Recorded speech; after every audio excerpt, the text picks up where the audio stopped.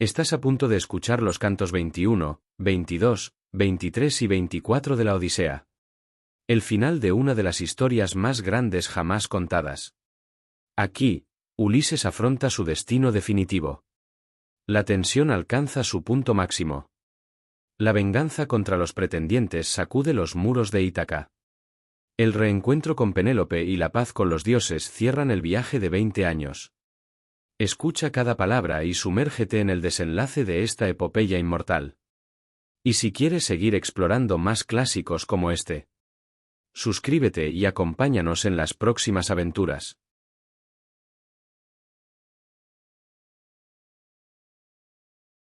Canto 21. La propuesta del arco.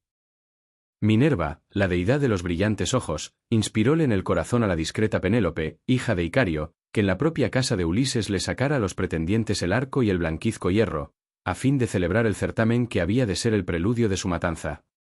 Subió Penélope la alta escalera de la casa, tomó en su hermosa y robusta mano una magnífica llave bien curvada, de bronce, con el cabo de marfil, y se fue con las siervas al aposento más interior donde guardaba los objetos preciosos del rey, bronce, oro y labrado hierro, y también el flexible arco y la aljaba para las flechas, que contenía muchas y dolorosas saetas, dones ambos que a Ulises le hiciera su huésped Ífito Eurítida, semejante a los inmortales, cuando se juntó con él en Lacedemonia. Encontráronse en Mesena, en casa del belicoso Orsíloco. Ulises iba a cobrar una deuda de todo el pueblo, pues los mesenios se habían llevado de Ítaca, en naves de muchos bancos, 300 ovejas con sus pastores. Por esta causa Ulises, que aún era joven, emprendió como embajador aquel largo viaje, enviado por su padre y otros ancianos.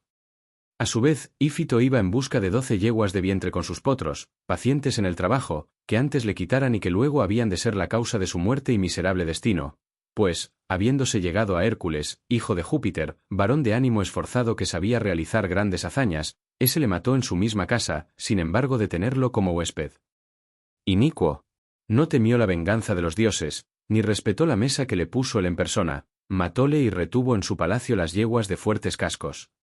Cuando Ífito iba, pues, en busca de las mentadas yeguas, se encontró con Ulises y le dio el arco que antiguamente llevara el gran Eurito y que éste legó a su vástago al morir en su excelsa casa.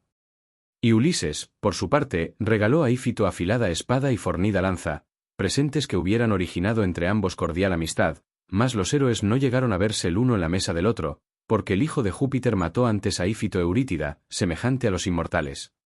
Y el divinal Ulises llevaba en su patria el arco que le había dado Ífito, pero no lo quiso tomar al partir para la guerra en las negras naves, y lo dejó en el palacio como recuerdo de su caro huésped. Al instante que la divina entre las mujeres llegó al aposento y puso el pie en el umbral de encina que en otra época puliera el artífice con gran habilidad y enderezara por medio de un nivel, alzando los 2 postes en que había de encajar la espléndida puerta, desató la correa del anillo, introdujo la llave e hizo correr los cerrojos de la puerta, empujándola hacia dentro.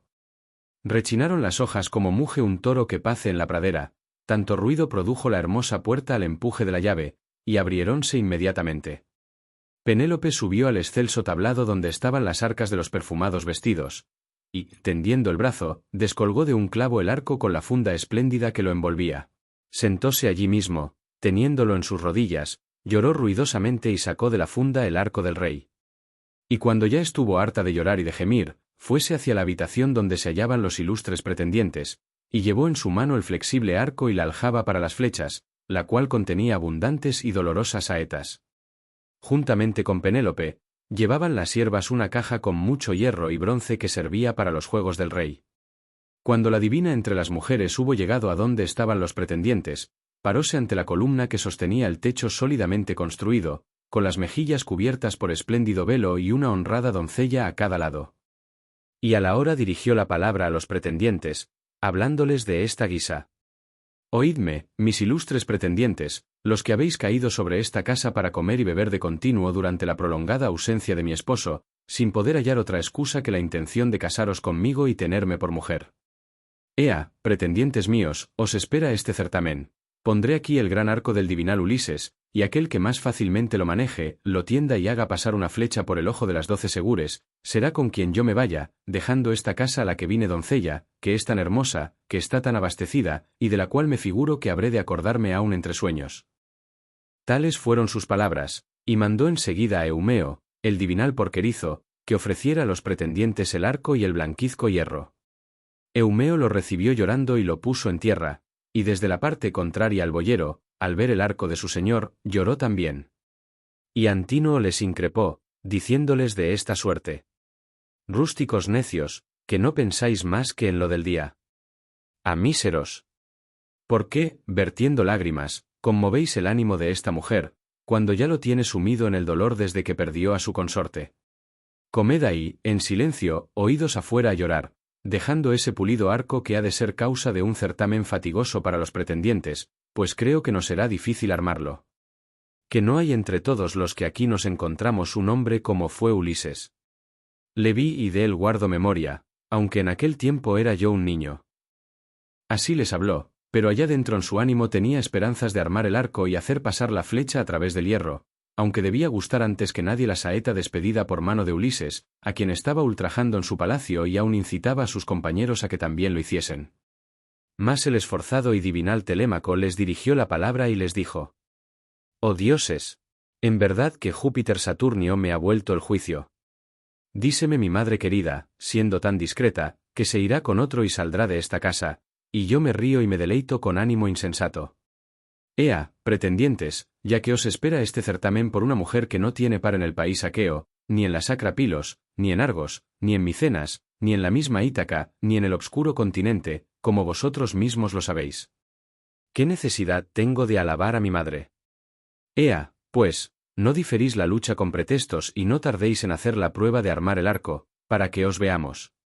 También yo lo intentaré, y si logro armarlo y hacer pasar la flecha a través del hierro, mi veneranda madre no me dará el disgusto de irse con otro y abandonar el palacio, pues me dejaría en él, cuando ya pudiera alcanzar la victoria en los hermosos juegos de mi padre». Dijo, y, poniéndose en pie, se quitó el purpúreo manto y descolgó de su hombro la aguda espada. Acto continuo comenzó por hincar las segures, abriendo para todas un gran surco, alineándolas a cordel, y poniendo tierra a entrambos lados. Todos se quedaron sorprendidos al notar con qué buen orden las colocaba, sin haber visto nunca aquel juego. De seguida fuese al umbral y probó a tender el arco. 3 veces lo movió, con el deseo de armarlo, y 3 veces hubo de desistir de su propósito, aunque sin perder la esperanza de tirar de la cuerda y hacer pasar la flecha a través del hierro. Y lo hubiese armado, tirando con gran fuerza por la 4ª vez, pero Ulises se lo prohibió con una seña y le contuvo en su deseo. Entonces habló de esta manera el esforzado y divinal Telémaco: «Oh dioses, o tengo que ser en adelante ruin y menguado, o soy aún demasiado joven y no puedo confiar en mis brazos para rechazar a quien me ultraje. Mas, ea, probad el arco vosotros, que me superáis en fuerzas, y acabemos el certamen». Diciendo así, puso el arco en el suelo, arrimándolo a las tablas de la puerta que estaban sólidamente unidas y bien pulimentadas, dejó la veloz saeta apoyada en el hermoso anillo, y volvióse al asiento que antes ocupaba. Y Antínoe, hijo de Eupites, les habló de esta manera: «Levantaos consecutivamente, compañeros, empezando por la derecha del lugar donde se escancia el vino». De tal modo se expresó Antínoe y a todos les plugo cuanto dijo. Levantóse el primero Liodes, hijo de Énope, el cual era el arúspice de los pretendientes y acostumbraba sentarse en lo más hondo, al lado de la magnífica crátera, siendo el único que aborrecía las iniquidades y que se indignaba contra los demás pretendientes. Tal fue quien primero tomó el arco y la veloz flecha.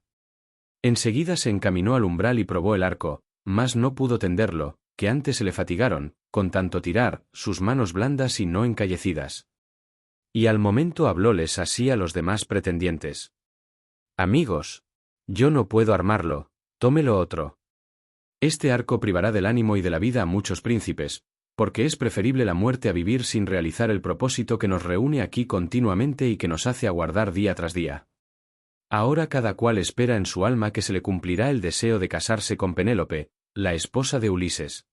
Mas, tan pronto como vea y pruebe el arco, ya puede dedicarse a pretender a otra Aquiva, de hermoso peplo, solicitándola con regalos de boda. Y luego se casará aquella con quien le haga más presentes y venga designado por el destino». Dichas estas palabras, apartó de sí el arco, arrimándolo a las tablas de la puerta, que estaban sólidamente unidas y bien pulimentadas, dejó la veloz saeta apoyada en el hermoso anillo, y volvióse al asiento que antes ocupaba. Y Antínoe le increpó, diciéndole de esta suerte: Liodes, ¿qué palabras tan graves y molestas se te escaparon del cerco de los dientes? Me indigné al oírlas. Dices que este arco privará del ánimo y de la vida a los príncipes, tan solo porque no puedes armarlo. No te parió tu madre veneranda para que entendieses en manejar el arco y las saetas, pero verás cómo lo tienden muy pronto otros ilustres pretendientes. Así le dijo, y al punto dio al cabrero Melantio la siguiente orden. Ve, Melantio, enciende fuego en la sala, coloca junto al hogar un sillón con una pelleja, y trae una gran bola de sebo del que hay en el interior, para que los jóvenes, calentando el arco y untándolo con grasa, probemos de armarlo y terminemos este certamen. Tal fue lo que le mandó. Melantio se puso inmediatamente a encender el fuego infatigable, colocó junto al mismo un sillón con una pelleja y sacó una gran bola de sebo del que había en el interior. Untándolo con sebo y calentándolo en la lumbre, fueron probando el arco todos los jóvenes, mas no consiguieron tenderlo, porque les faltaba gran parte de la fuerza que para ello se requería. Y ya solo quedaban sin probarlo Antínoo y el deiforme Eurímaco, que eran los príncipes entre los pretendientes y a todos superaban por su fuerza. Entonces salieron juntos de la casa el boyero y el porquerizo del divinal Ulises, siguióles y díjoles con suaves palabras así que dejaron a su espalda la puerta y el patio. Boyero y tú, porquerizo, ¿os revelaré lo que pienso o lo mantendré oculto? Mi ánimo me ordena que lo diga. ¿Cuáles fuerais para ayudar a Ulises, si llegara de súbito porque alguna deidad nos lo trajese? ¿Os pondríais de parte de los pretendientes o del propio Ulises? Contestad como vuestro corazón y vuestro ánimo os lo dicten. Dijo entonces el boyero: Padre Júpiter, ojalá me cumplas este voto, que vuelva aquel varón, traído por alguna deidad. Tú verías, si así sucediese, cuál es mi fuerza y de qué brazos dispongo. Eumeo suplicó asimismo a todos los dioses que el prudente Ulises volviera a su casa. Cuando el héroe conoció el verdadero modo de pensar de entrambos, hablóles nuevamente diciendo de esta suerte: Pues dentro está, aquí lo tenéis, soy yo que, después de pasar muchos trabajos, he vuelto en el 20º año a la patria tierra. Conozco que entre mis esclavos tan solamente vosotros deseabais mi vuelta, pues no he oído que ningún otro hiciera votos para que tornara a esta casa. Os voy a revelar con sinceridad lo que ha de llevarse a efecto. Sí, por ordenarlo un dios, sucumben a mis manos los eximios pretendientes, os buscaré esposa, os daré bienes y sendas casas labradas junto a la mía, y os consideraré en lo sucesivo como compañeros y hermanos de Telémaco.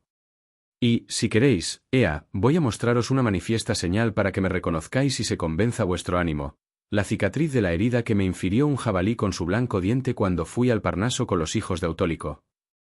Apenas hubo dicho estas palabras, apartó los harapos para enseñarles la extensa cicatriz.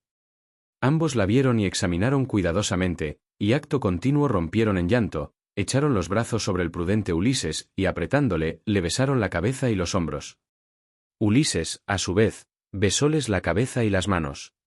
Y entregados al llanto los dejara el sol al ponerse, si el propio Ulises no les hubiese calmado, diciéndoles de esta suerte: Cesad ya de llorar y de gemir, no sea que alguno salga del palacio, lo vea y se vaya a contarlo allá dentro. Entraréis en el palacio pero no juntos, sino uno tras otro, yo primero y vosotros después.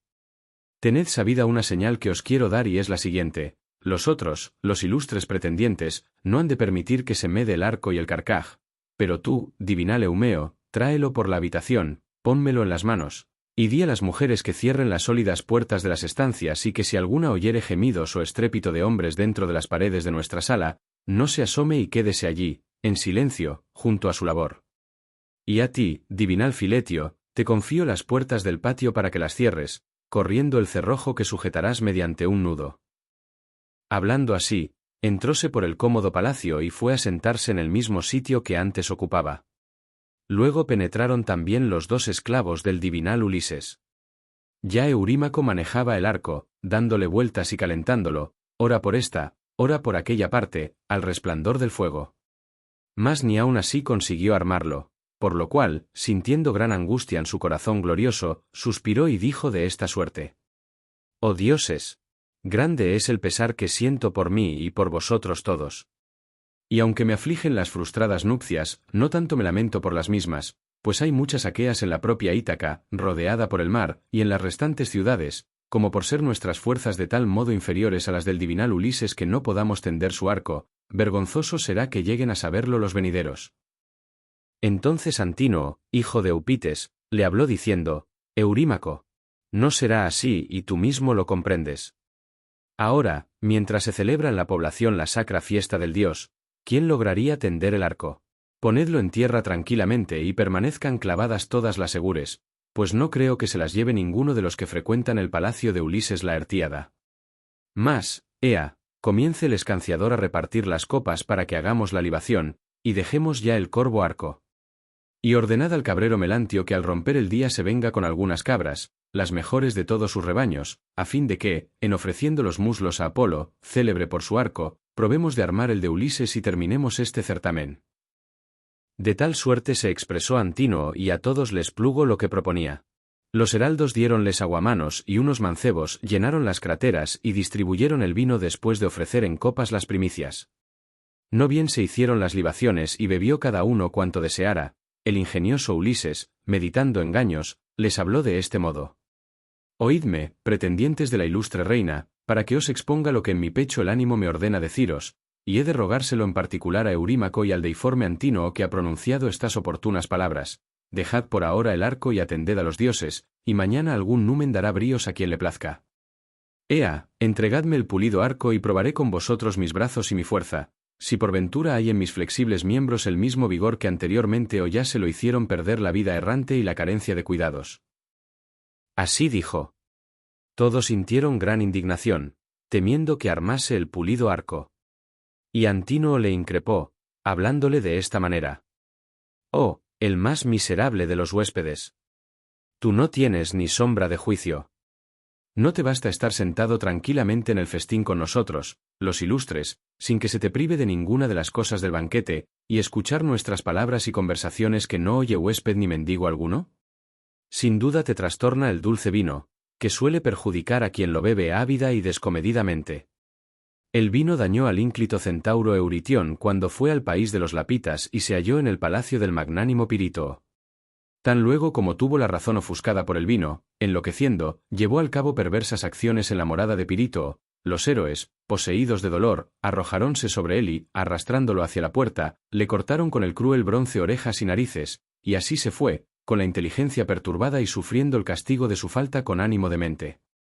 Tal origen tuvo la contienda de los centauros con los hombres, mas aquel fue quien primero se atrajo el infortunio por haberse llenado de vino.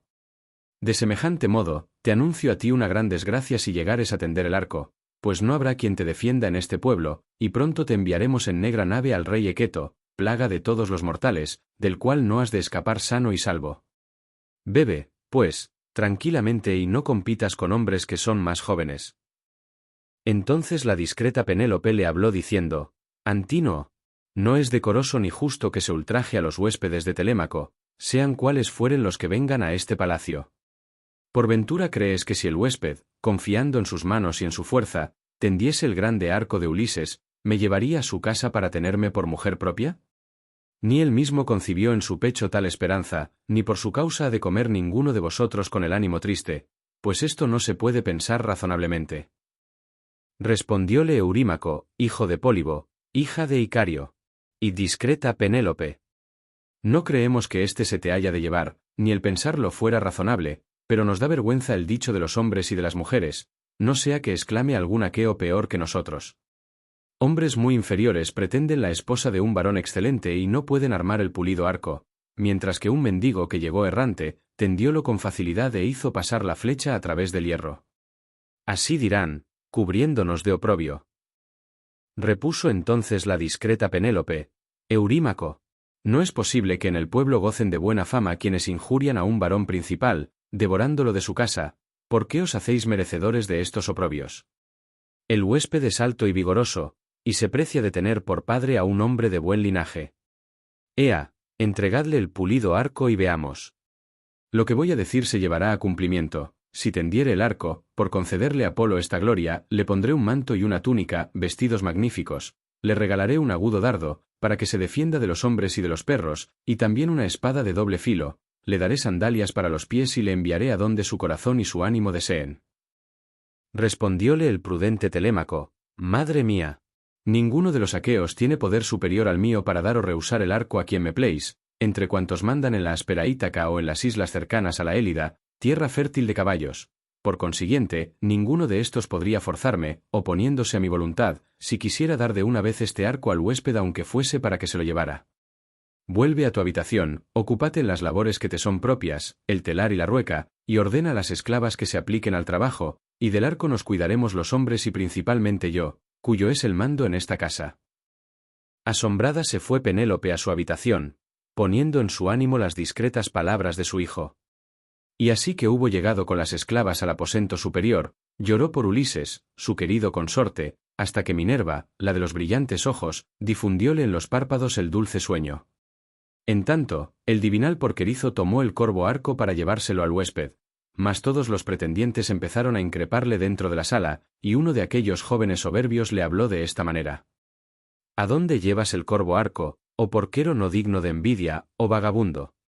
Pronto te devorarán, junto a los marranos y lejos de los hombres, los ágiles canes que tú mismo has criado, si Apolo y los demás inmortales dioses nos fueren propicios.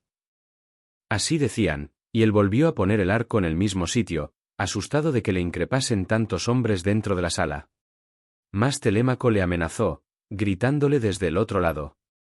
Abuelo, sigue adelante con el arco, que muy pronto verías que no obras bien obedeciendo a todos, no sea que yo, aun siendo el más joven, te eche al campo y te hiera a pedradas, ya que te aventajo en fuerzas.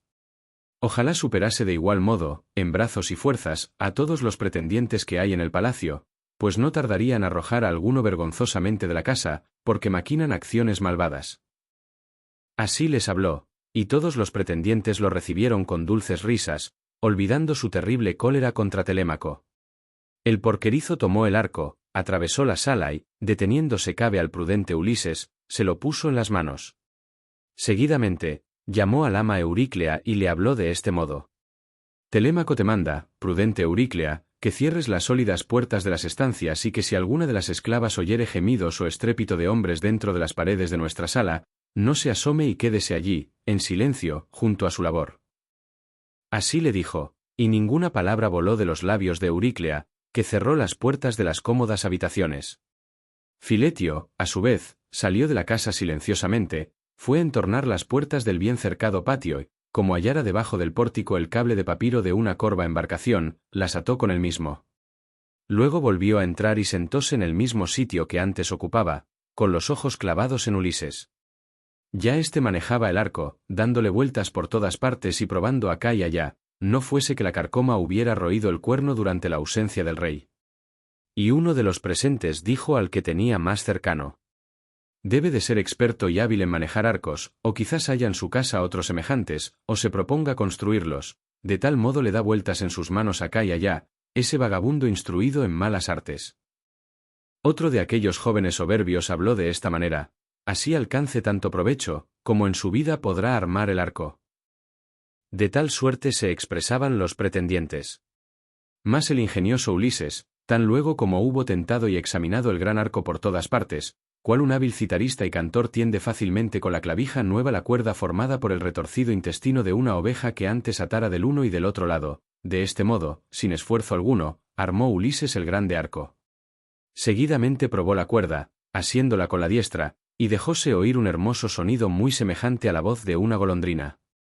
Sintieron entonces los pretendientes gran pesar y a todos se les mudó el color. Júpiter despidió un gran trueno como señal y holgóse el paciente divino Ulises de que el hijo del artero Saturno le enviase aquel presagio. Tomó el héroe una veloz flecha que estaba encima de la mesa, porque las otras se hallaban dentro de la hueca aljaba, aunque muy pronto habían de gustarlas los aqueos. Y acomodándola al arco, tiró a la vez de la cuerda y de las barbas, allí mismo, sentado en la silla, apuntó al blanco, despidió la saeta y no erró a ninguna de las segures, desde el primer agujero hasta el último. La flecha, que el bronce hacía ponderosa, las atravesó todas y salió afuera. Después de lo cual dijo a Telémaco: Telémaco, no te afrenta el huésped que está en tu palacio, ni erré el blanco, ni me costó gran fatiga armar el arco, mis fuerzas están íntegras todavía, no cual los pretendientes, menospreciándome, me lo echaban a la cara. Pero ya es hora de aprestar la cena a los aqueos, mientras hay luz, para que después se deleiten de otro modo, con el canto y la cítara, que son los ornamentos del banquete. dijo, e hizo con las cejas una señal. Y Telémaco, el caro hijo del divinal Ulises, ciñó la aguda espada, asió su lanza y, armado de reluciente bronce, se puso en pie al lado de la silla, junto a su padre.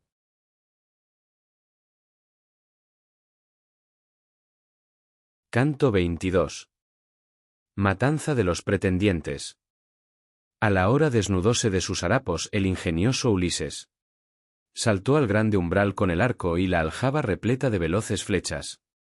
Y, derramándolas delante de sus pies, habló de esta guisa a los pretendientes. Pretendientes. Ya este certamen fatigoso está acabado. Ahora apuntaré a otro blanco a donde jamás tiró varón alguno, y he de ver si lo acierto por concederme tal gloria el dios Apolo.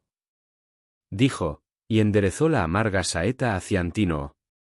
Levantaba éste una bella copa de oro, de 2 asas, y teníala ya en las manos para beber el vino, sin que la idea de la muerte preocupase su espíritu. ¿Quién pensara que, entre tantos convidados, un solo hombre, por valiente que fuera, había de darle tan mala muerte y negro hado? Pues Ulises, acertándole en la garganta, hirióle con la flecha y la punta asomó por la tierna cerviz. Desplomóse Antínoo, al recibir la herida, cayósele la copa de las manos, y brotó de sus narices un espeso chorro de humana sangre. Seguidamente empujó la mesa, dándole con el pie, y esparció las viandas por el suelo, donde el pan y la carne asada se mancharon. Al verle caído, los pretendientes levantaron un gran tumulto dentro del palacio. Dejaron las sillas y, moviéndose por la sala, recorrieron con los ojos las bien labradas paredes.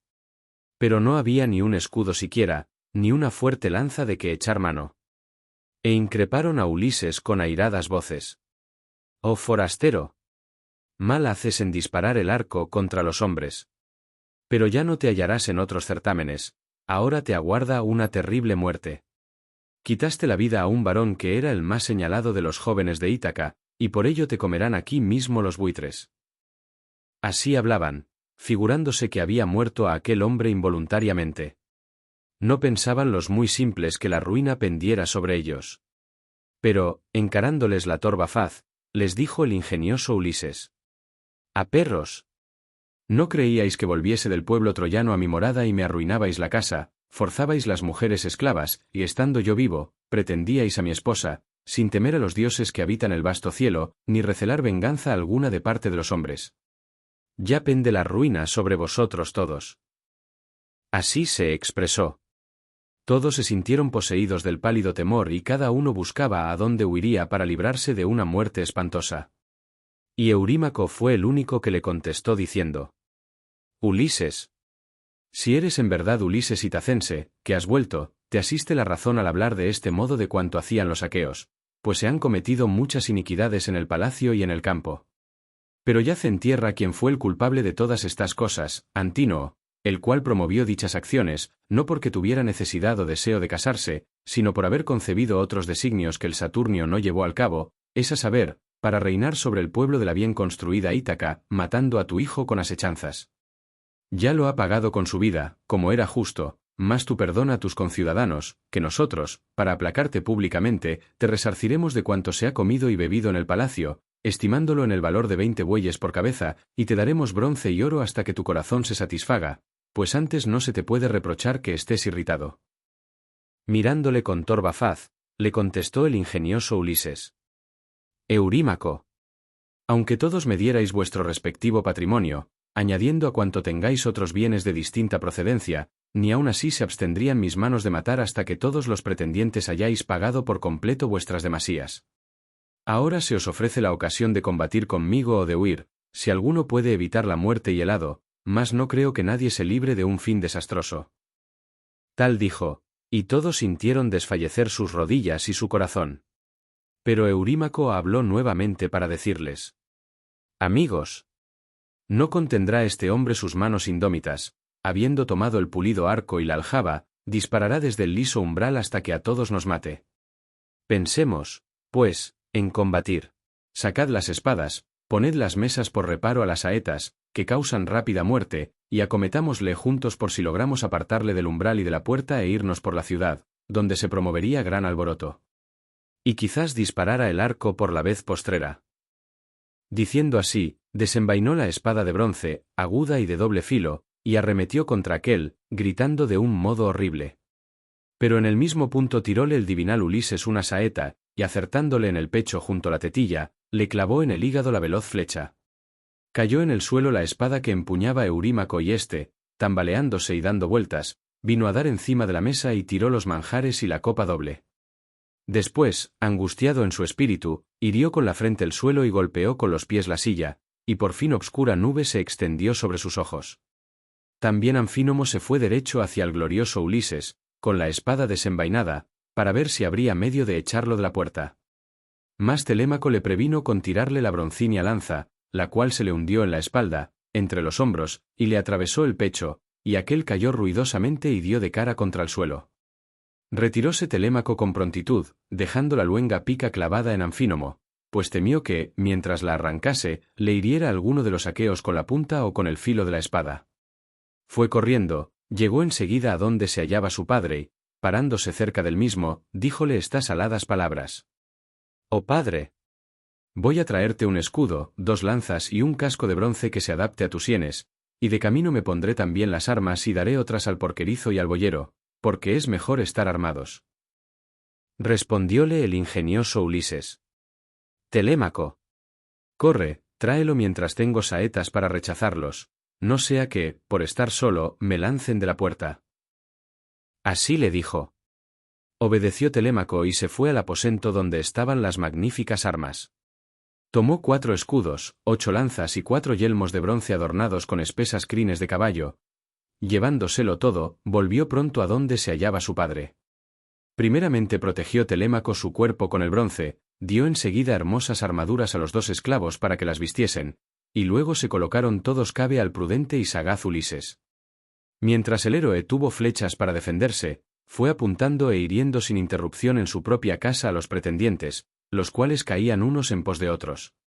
Mas, en el momento en que se le acabaron las saetas al rey, que las tiraba, arrimó el arco a un poste de la sala sólidamente construida, apoyándolo contra el lustroso muro, echóse al hombro un escudo de 4 pieles, cubrió la robusta cabeza con un labrado yelmo cuyo penacho de crines de caballo ondeaba terriblemente la cimera, y asió 2 fuertes lanzas de broncínea punta. Había en la bien labrada pared un postigo con su umbral mucho más alto que el pavimento de la sala sólidamente construida, que daba paso a una callejuela y lo cerraban unas tablas perfectamente ajustadas.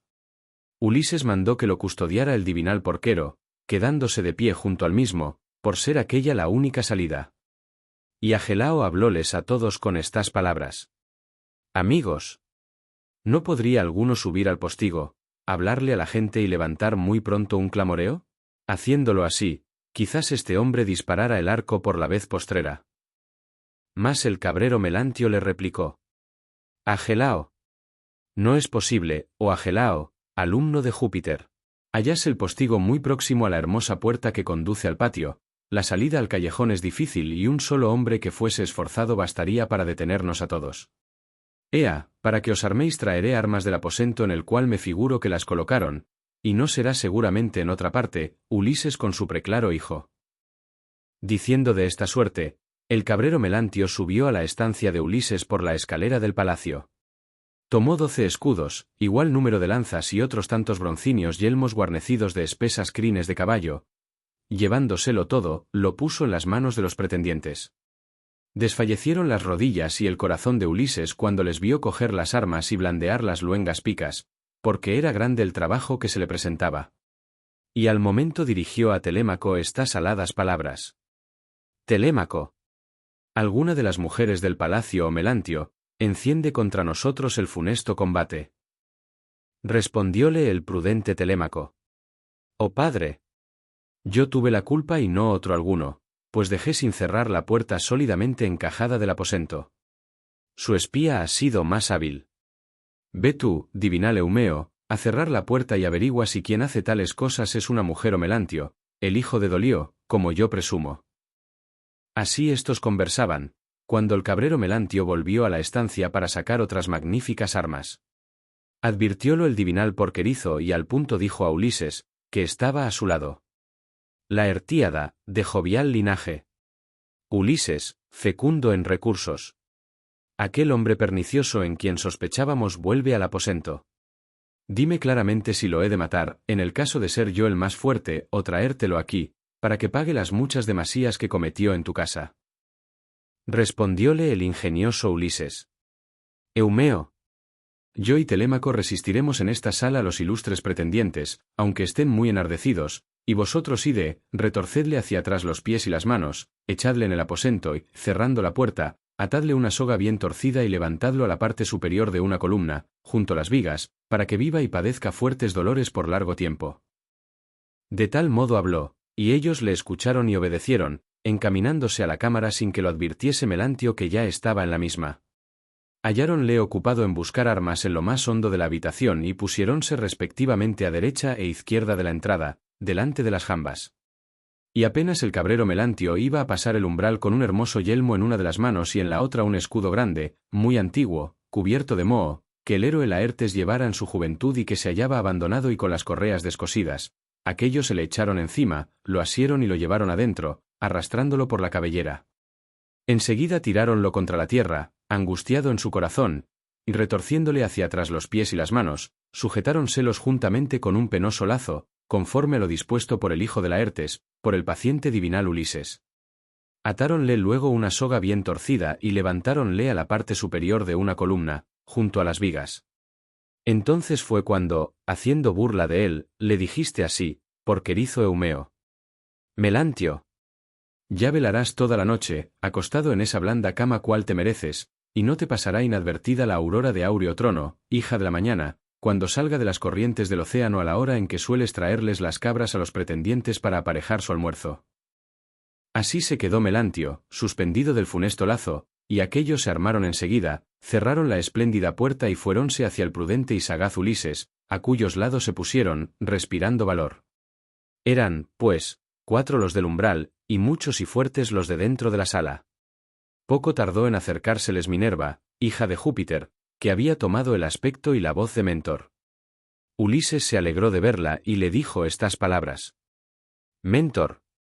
Aparta de nosotros el infortunio y acuérdate del compañero amado que tanto bien acostumbraba hacerte, pues eres coetáneo mío. De tal suerte habló, sin embargo de haber reconocido a Minerva, que enardece a los guerreros. Por su parte zaheríanla los pretendientes en la sala, comenzando por Agelao Damastórida, que así le dijo. Mentor. No te persuada Ulises con sus palabras a que los auxilies, luchando contra los pretendientes, pues me figuro que se llevará al cabo nuestro propósito de la siguiente manera, así que los matemos a entrambos, al padre y al hijo, también tú perecerás por las cosas que quieres hacer en el palacio y que has de expiar con tu cabeza, y cuando el bronce haya dado fin a vuestra violencia, sumaremos a los de Ulises todos los bienes de que disfrutas dentro y fuera de la población, y no permitiremos ni que tus hijos e hijas habiten en tu palacio, ni que tu casta esposa ande por la ciudad de Ítaca. Tal dijo. Acrecentósele a Minerva el enojo que sentía en su corazón e increpó a Ulises con airadas voces. Ulises.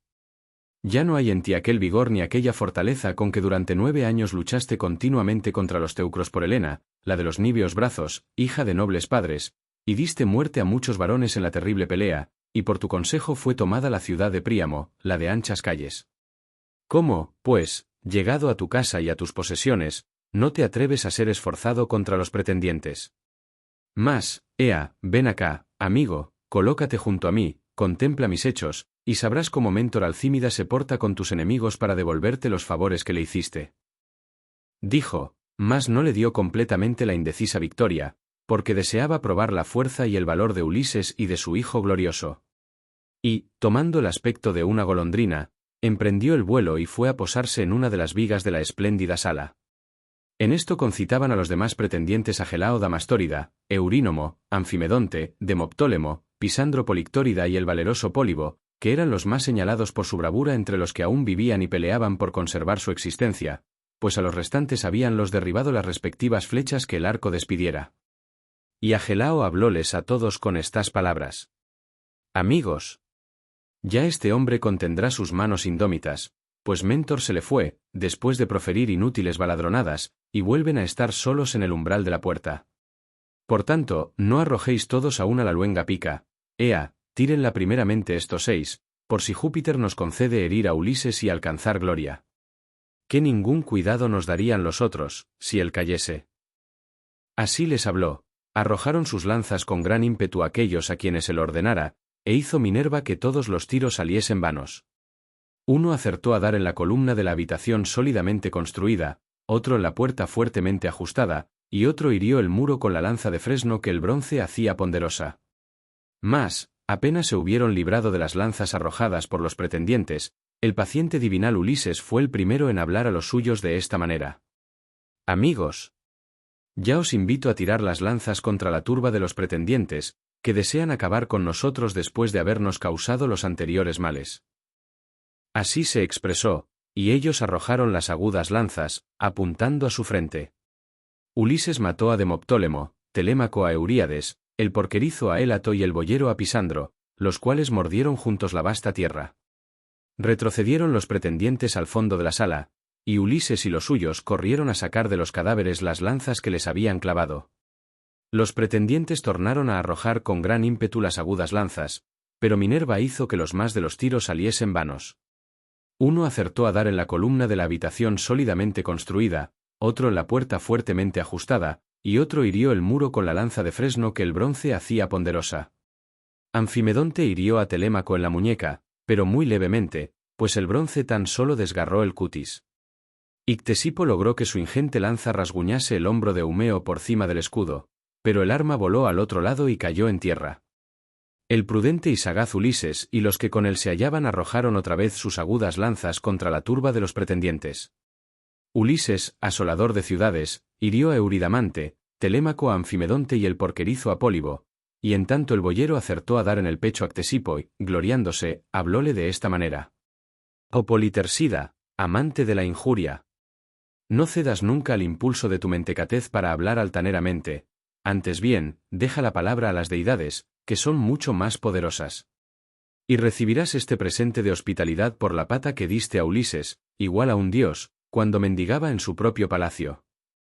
Así habló el pastor de bueyes, de retorcidos cuernos. Y en tanto Ulises le envasaba su gran pica al Damastórida. Telémaco hirió por su parte a Leócrito Ebenórida con hundirle la lanza en el ijar, que el bronce traspasó enteramente, y el varón cayó de bruces, dando de cara contra el suelo. Minerva, desde lo alto del techo, levantó su égida, perniciosa a los mortales, y los ánimos de todos los pretendientes quedaron espantados. Huían estos por la sala como las vacas de un rebaño al cual agita el movedizo tábano en la estación vernal, cuando los días son muy largos. Y aquellos, de la suerte que unos buitres de retorcidas uñas y corvo pico bajan del monte y acometen a las aves que, temerosas de quedarse en las nubes, han descendido al llano, y las persiguen y matan sin que puedan resistirse ni huir, mientras los hombres se regocijan presenciando la captura, de semejante modo arremetieron en la sala contra los pretendientes, dando golpes a diestro y siniestro. Los que eran heridos en la cabeza levantaban horribles suspiros, y el suelo manaba sangre por todos lados. En esto, Liodes corrió hacia Ulises, le abrazó por las rodillas y comenzó a suplicarle con estas aladas palabras. Ulises, te lo ruego abrazado a tus rodillas, respétame y apiádate de mí. Yo te aseguro que a las mujeres del palacio nada inicuo les dije ni les hice jamás, antes bien, contenía a los pretendientes que de tal modo se portaban. Mas no me obedecieron en términos que sus manos se abstuviesen de las malas obras, y de ahí que se hayan atraído con sus iniquidades una deplorable muerte. Y yo, que era su arúspice y ninguna maldad he cometido, yaceré con ellos, pues ningún agradecimiento se siente hacia los bienhechores. Mirándole con torva faz, exclamó el ingenioso Ulises. Liodes, si te jactas de haber sido su arúspice, debiste de rogar muchas veces en el palacio que se alejara el dulce instante de mi regreso, y se fuera mi esposa contigo, y te diese hijos. Por tanto, no te escaparás tampoco de la cruel muerte. Diciendo así, tomó con la robusta mano la espada que Agelao, al morir, arrojara en el suelo, y le dio un golpe en la cerviz, y la cabeza cayó en el polvo, mientras Liodes hablaba todavía. Pero libróse de la negra parca el aedo Femio Terpíada, el cual, obligado por la necesidad, cantaba ante los pretendientes. Hallábase de pie junto al postigo, con la sonora cítara en la mano, y revolvía en su corazón dos resoluciones, o salir de la habitación y sentarse junto al bien construido altar del gran Jove, protector del recinto, donde Laertes y Ulises quemaran tantos muslos de buey, o correr hacia Ulises, abrazarle por las rodillas y dirigirle súplicas. Considerándolo bien, parecióle mejor tocarle las rodillas a Ulises Laertíada. Y dejando en el suelo la cóncava cítara, entre la crátera y la silla de clavazón de plata, corrió hacia Ulises, abrazóle por las rodillas y comenzó a suplicarle con estas aladas palabras. Ulises, te lo ruego abrazado a tus rodillas, respétame y apiádate de mí. A ti mismo te pesará más tarde haber quitado la vida a un aedo como yo, que canto a los dioses y a los hombres. Yo de mío me he enseñado, que un dios me inspiró en la mente canciones de toda especie y soy capaz de entonarlas en tu presencia como si fueses una deidad. No quieras, pues, degollarme. Telémaco, tu caro hijo, te podrá decir que no entraba en esta casa de propio impulso ni obligado por la penuria a cantar después de los festines de los pretendientes, sino que éstos, que eran muchos y me aventajaban en poder, forzábanme a que viniera. Así habló, y, al oírlo el vigoroso y divinal Telémaco, dijo a su padre que estaba cerca. Padre, tenté y no hieras con el bronce a ese inculpable. Y salvaremos asimismo al heraldo Medonte, que siempre me cuidaba en esta casa mientras fui niño, si ya no le han muerto Filetio o el porquerizo, ni se encontró contigo cuando arremetías por la sala. Así dijo, y oyólo el discreto Medonte, que se hallaba acurrucado debajo de una silla, tapándose con un cuero reciente de buey para evitar la negra parca. Corrió enseguida hacia Telémaco, abrazóle por las rodillas y comenzó a suplicarle con estas aladas palabras. Amigo, ese soy yo. Detente y di a tu padre que no me cause daño con el agudo bronce, prevaleciéndose de su fuerza, irritado como está contra los pretendientes que agotaban sus bienes en el palacio y a ti, los muy necios, no te honraban en lo más mínimo. Díjole sonriendo el ingenioso Ulises. Medonte, tranquilízate, ya que éste te libró y salvó para que conozcas en tu ánimo y puedas decir a los demás cuánta ventaja llevan las buenas acciones a las malas. Pero salí de la habitación tú y el aedo tan afamado y tomad asiento en el patio, fuera de este lugar de matanza, mientras doy fin a lo que debo hacer en mi morada. Así les habló, y ambos salieron de la sala y se sentaron junto al altar del gran Júpiter, mirando a todas partes y temiendo recibir la muerte a cada paso. Ulises registraba con los ojos toda la estancia por si hubiese quedado vivo alguno de aquellos hombres, librándose de la negra muerte. Pero los vio a tantos como eran, caídos todos entre la sangre y el polvo. Como los peces que los pescadores sacan del espumoso mar a la corva orilla en una red de infinidad de mallas, yacen amontonados en la arena, deseosos de las olas, y el resplandeciente sol les arrebata la vida, de tal manera estaban tendidos los pretendientes los unos sobre los otros. Entonces el ingenioso Ulises dijo a Telémaco. Telémaco, ve y haz venir al ama Euríclea, para que le diga lo que tengo pensado. Así se expresó. Telémaco obedeció a su padre, tocando la puerta, hablóle de este modo al ama Euríclea. Levántate y ven, añosa vieja que cuidas de vigilar las esclavas en nuestro palacio. Te llama mi padre para decirte alguna cosa. Tal dijo, y ninguna palabra voló de los labios de Euríclea, la cual abrió las puertas de las cómodas habitaciones, comenzó a andar, precedida por Telémaco, y halló a Ulises entre los cadáveres de aquellos a quienes matara, todo manchado de sangre y polvo. Así como un león que acaba de devorar a un buey montés, se presenta con el pecho y ambos lados de las mandíbulas teñidos en sangre, e infunde horror a los que lo ven, de igual manera tenía manchados Ulises los pies y las manos. Cuando ella vio los cadáveres y aquel mar de sangre, empezó a proferir exclamaciones de alegría porque contemplaba una grandiosa hazaña. Pero Ulises se lo estorbó y contuvo su gana de dar gritos, dirigiéndole estas aladas palabras. Anciana, regocíjate en tu espíritu, pero contempti no profieras exclamaciones de alegría, que no es piadoso alborozarse por la muerte de estos varones. Hiciéronlo sucumbir el hado de los dioses y sus obras perversas, pues no respetaban a ningún hombre de la tierra, malo o bueno, que a ellos se llegase, de ahí que con sus iniquidades se hayan atraído una deplorable muerte. Mas, ea, cuéntame ahora cuáles mujeres me hacen poco honor en el palacio y cuáles están sin culpa. Contestóle Euríclea, su ama querida. Ulises. Yo te diré, oh hijo, la verdad. 50 esclavas tienes en el palacio, a las cuales enseñé a hacer labores, a cardar lana y a sufrir la servidumbre, de ellas 12 se entregaron a la impudencia, no respetándome a mí ni a la propia Penélope. Telémaco hace muy poco que llegó a la juventud, y su madre no le dejaba tener mando en las mujeres. Mas, ea, voy a subir a la espléndida habitación superior para enterar de lo que ocurre a tu esposa, a la cual debe de haberle enviado alguna deidad el sueño en que está sumida. Respondióle el ingenioso Ulises. Euríclea. No la despiertes aún, pero di que vengan cuantas mujeres han cometido acciones indignas. Así le habló, y la vieja se fue por el palacio a decirlo a las mujeres y mandarles que se presentaran. Entonces llamó el héroe a Telémaco, al boyero y al porquerizo, y les dijo estas aladas palabras. Amigos, proceded ante todo al traslado de los cadáveres, que ordenaréis a las mujeres, y seguidamente limpien estas con agua y esponjas de muchos ojos, las magníficas sillas y las mesas. Y cuando hubiereis puesto en orden toda la estancia, llevaos las esclavas afuera del sólido palacio y allá, entre la rotonda y la bella cerca del patio, heridlas a todas con la espada de larga punta hasta que les arranquéis el alma y se olviden de Venus, de cuyos placeres disfrutaban envolviéndose en secreto con los pretendientes. Así se lo encargó. Llegaron todas las mujeres juntas, las cuales suspiraban gravemente y derramaban abundantes lágrimas. Comenzaron por sacar los cadáveres de los que habían muerto y los colocaron unos encima de otros debajo del pórtico, en el bien cercado patio. Ulises se lo ordenó, dándoles prisa, y ellas se vieron obligadas a transportarlos. Después limpiaron con agua y esponjas de muchos ojos, las magníficas sillas y las mesas. Telémaco, el boyero y el porquerizo pasaron la rasqueta por el pavimento de la sala sólidamente construida y las esclavas se llevaron las raeduras y las echaron fuera. Cuando hubieron puesto en orden toda la estancia, sacaron aquellos las esclavas de palacio a un lugar angosto, entre la rotonda y la bella cerca del patio, de donde no era posible que se escaparan. Y el prudente Telémaco dijo a los otros: Amigos, no quiero privar de la vida con una muerte honrosa a estas esclavas que derramaron el oprobio sobre mi cabeza y sobre mi madre, durmiendo con los pretendientes. De tal suerte habló, y atando a excelsa columna la soga de una nave de azulada proa, cercó con ella la rotonda, tendiéndola en lo alto para que ninguna de las esclavas llegase con sus pies al suelo.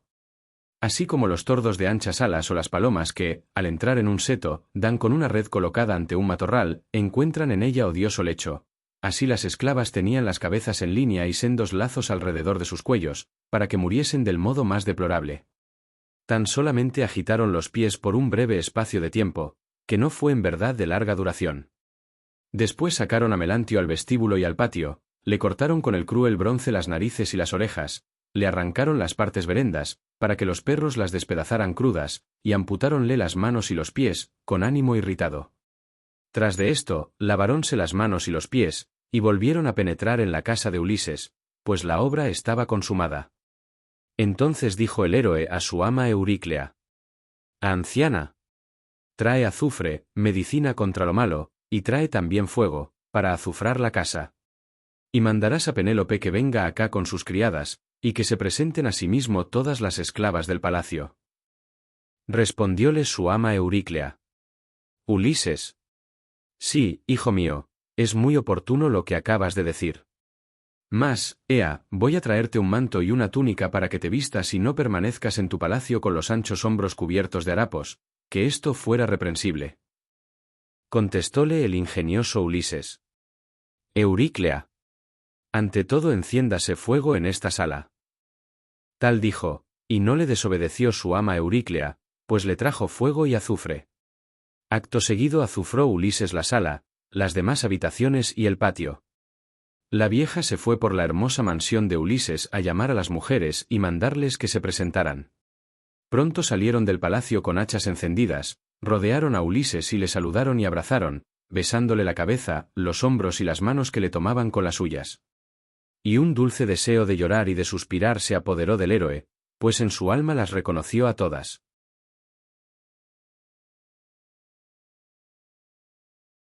Canto 23. Reconocimiento de Ulises por Penélope. Muy alegre se encaminó la vieja a la estancia superior para decirle a su señora que tenía dentro de la casa al amado esposo. Apenas llegó, moviendo firmemente las rodillas y dando saltos con sus pies, inclinóse sobre la cabeza de Penélope y le dijo estas palabras: Penélope, despierta, hija querida, para ver con tus ojos lo que anhelabas todos los días. Ya llegó Ulises, ya volvió a su casa, aunque tarde, y ha muerto los ilustres pretendientes que contristaban el palacio, se comían los bienes y violentaban a tu hijo.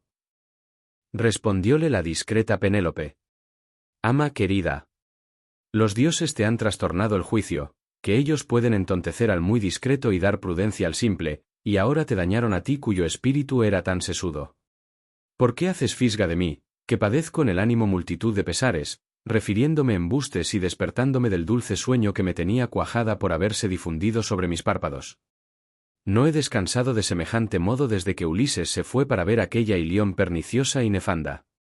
Mas, ea, torna a bajar y ocupa tu sitio en el palacio, que si otra de mis mujeres viniese con tal noticia a despertarme, pronto la mandara al interior de la casa de vergonzosa manera, pero a ti la senectud te salva.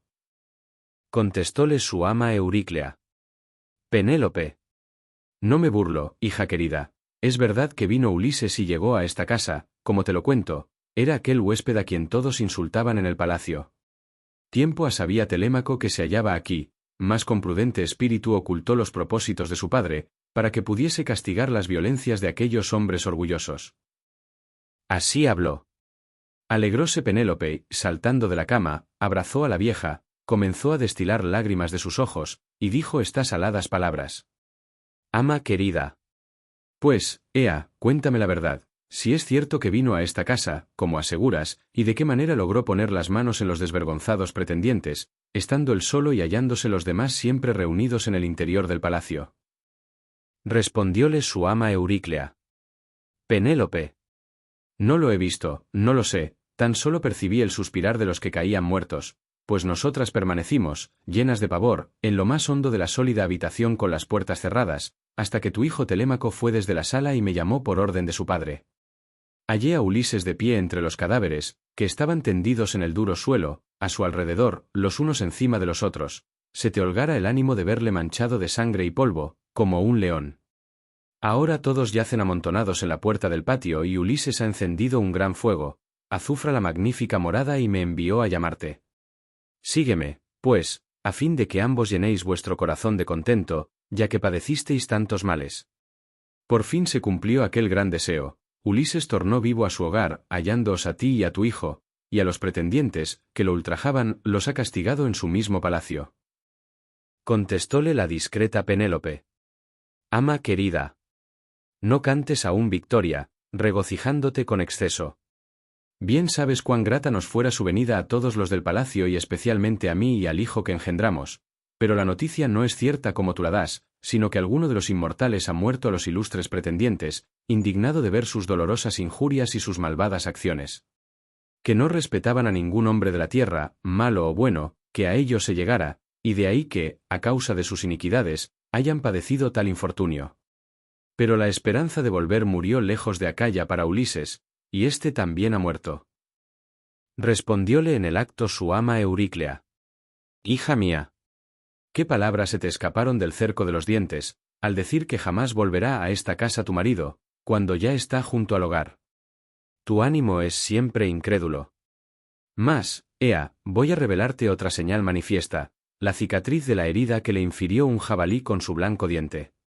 La reconocí mientras le lavaba y quise decírtelo, pero él, con sagaz previsión, me lo impidió tapándome la boca con sus manos. Sígueme, que yo misma me doy en prenda y, si te engaño, me matas haciéndome padecer la más deplorable de las muertes. Contestóle la discreta Penélope. Ama querida. Por mucho que sepas, difícil es que averigües los designios de los sempiternos dioses. Mas, con todo, vayamos a donde está mi hijo, para que yo vea muertos a mis pretendientes y a quién los ha matado.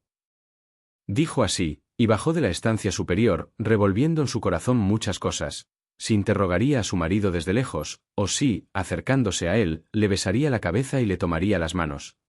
Después que entró en la sala, trasponiendo el lapidio umbral, fue a sentarse enfrente de Ulises, al resplandor del fuego, en la pared opuesta, pues el héroe se hallaba sentado de espaldas a una elevada columna, con la vista baja, esperando si le hablaría su ilustre consorte así que en él pusiera los ojos.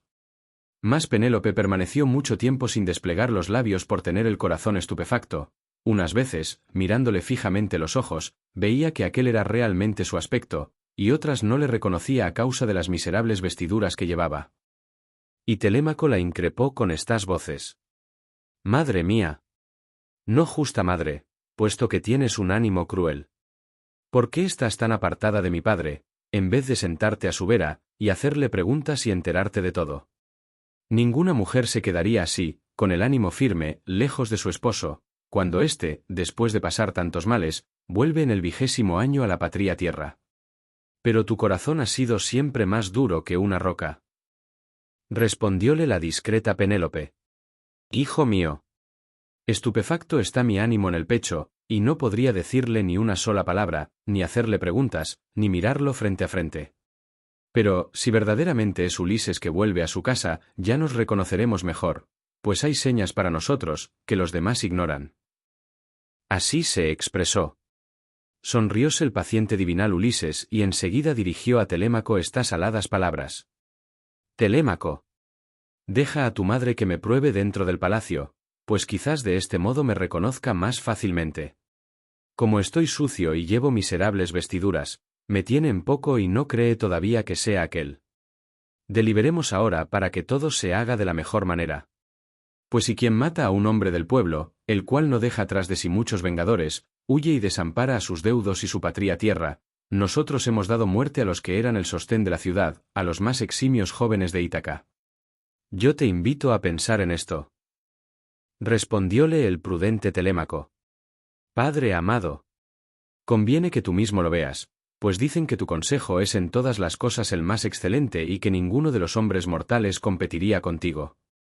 Nosotros te seguiremos muy prontos, y no han de faltarnos bríos en cuanto lo permitan nuestras fuerzas. Contestóle el ingenioso Ulises. Telémaco. Pues voy a decir lo que considero más conveniente.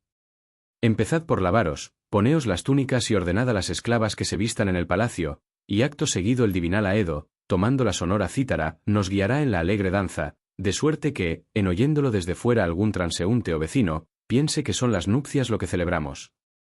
No sea que la gran noticia de la matanza de los pretendientes se divulgue por la ciudad antes de salirnos a nuestros campos llenos de arboledas. Allí examinaremos lo que nos presente el olímpico como más provechoso. Así les dijo, y ellos le escucharon y obedecieron. Comenzaron por lavarse y ponerse las túnicas, ataviarónse las mujeres, y el divino Aedo tomó la hueca cítara y movió en todos el deseo del dulce canto y de la eximia danza. Presto resonó la gran casa con el ruido de los pies de los hombres y de las mujeres de bella cintura que estaban bailando. Y los de fuera, al oírlo, solían exclamar: ya debe de haberse casado alguno con la reina que se vio tan solicitada. Infeliz. No tuvo constancia para guardar la casa de su primer esposo hasta la vuelta del mismo. Así hablaban, por ignorar lo que dentro había pasado. Entonces Eurínome, la despensera, lavó y ungió con aceite al magnánimo Ulises en su casa, y le puso un hermoso manto y una túnica, y Minerva esmaltó con una gran hermosura la cabeza del héroe e hizo que apareciese más alto y más grueso, y que de su cabeza colgaran ensortijados cabellos que a flores de jacinto semejaban. Y así como el hombre experto, a quien Vulcano y Palas Minerva han enseñado artes de toda especie, cerca de oro la plata y hace lindos trabajos, de semejante modo, Minerva difundió la gracia por la cabeza y por los hombros de Ulises.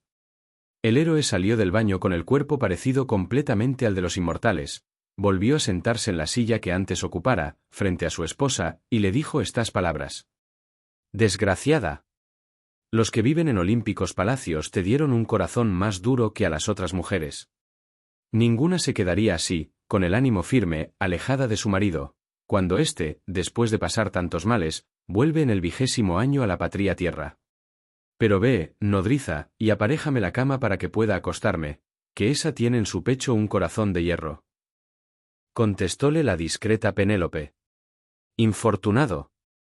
Ni me crezco, ni me tengo en poco, ni me admiro en demasía, pues sé muy bien cómo eras cuando partiste de Ítaca en la nave de largos remos.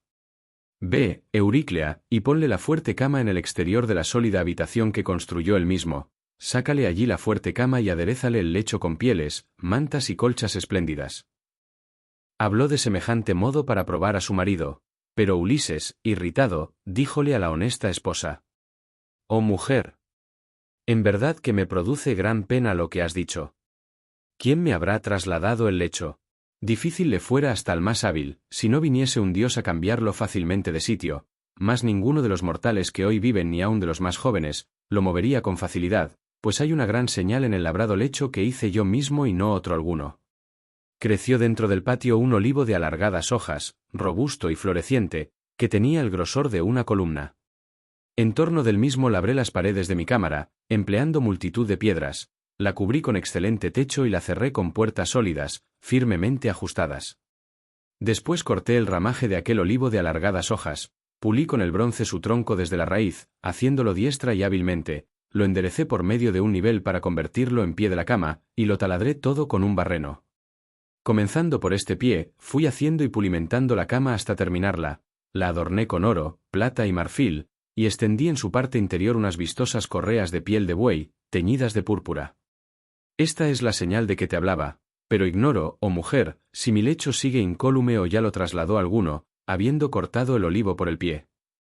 Así le dijo, y Penélope sintió desfallecer sus rodillas y su corazón, al reconocer las señales que Ulises describiera con tal certidumbre. Al punto corrió a su encuentro, derramando lágrimas, echóle los brazos alrededor del cuello, le besó en la cabeza y le dijo: Ulises, no te enojes conmigo, ya que eres en todo el más circunspecto de los hombres, y las deidades nos enviaron la desgracia y no quisieron que gozásemos juntos de nuestra juventud, ni que juntos llegáramos al umbral de la vejez. Pero no te enfades conmigo, ni te irrites si no te abracé, como ahora, tan luego como estuviste en mi presencia, que mi ánimo, acá dentro del pecho, temía horrorizado que viniese algún hombre a engañarme con sus palabras, pues son muchos los que traman perversas astucias. La argiva Helena, hija de Júpiter, no se hubiera juntado nunca en amor y concúbito con un extraño, si hubiese sabido que los belicosos aqueos habían de traerla nuevamente a su casa y a su patria tierra. Algún dios debió de incitarla a realizar aquella vergonzosa acción, pues anteriormente jamás pensara cometer la deplorable falta que fue el origen de nuestras penas. Ahora, como acabas de referirme las señales evidentes de aquel lecho, que no vio mortal alguno sino solos tú y yo, y una esclava, Actoris, que me había dado mi padre al venirme acá y custodiaba la puerta de nuestra sólida estancia, has logrado traer el convencimiento a mi espíritu con ser este tan obstinado. Diciendo de esta guisa, acrecentóle el deseo de sollozar. Y Ulises lloraba, abrazado a su dulce y honesta esposa. Así como la tierra aparece grata a los que vienen nadando porque Neptuno les hundió en el Ponto la bien construida embarcación, haciéndola juguete del viento y del gran oleaje, y unos pocos, que consiguieron salir del espumoso mar al continente, lleno el cuerpo de sarro, pisan la tierra muy alegres porque se ven libres de aquel infortunio. Pues de igual manera le era agradable a Penélope la vista del esposo y no le quitaba del cuello los niveos brazos. Llorando los hallara la aurora de róseos dedos, si Minerva, la deidad de los brillantes ojos, no hubiese ordenado otra cosa. Alargó la noche, cuando ya tocaba a su término, y detuvo en el océano a la aurora, de áureo trono, no permitiéndole uncir los caballos de pies ligeros que traen la luz a los hombres, Lampo y Faetonte, que son los potros que conducen a la aurora. Y entonces dijo a su consorte el ingenioso Ulises: Mujer, aún no hemos llegado al fin de todos los trabajos, pues falta otra empresa muy grande, larga y difícil, que he de llevar a cumplimiento.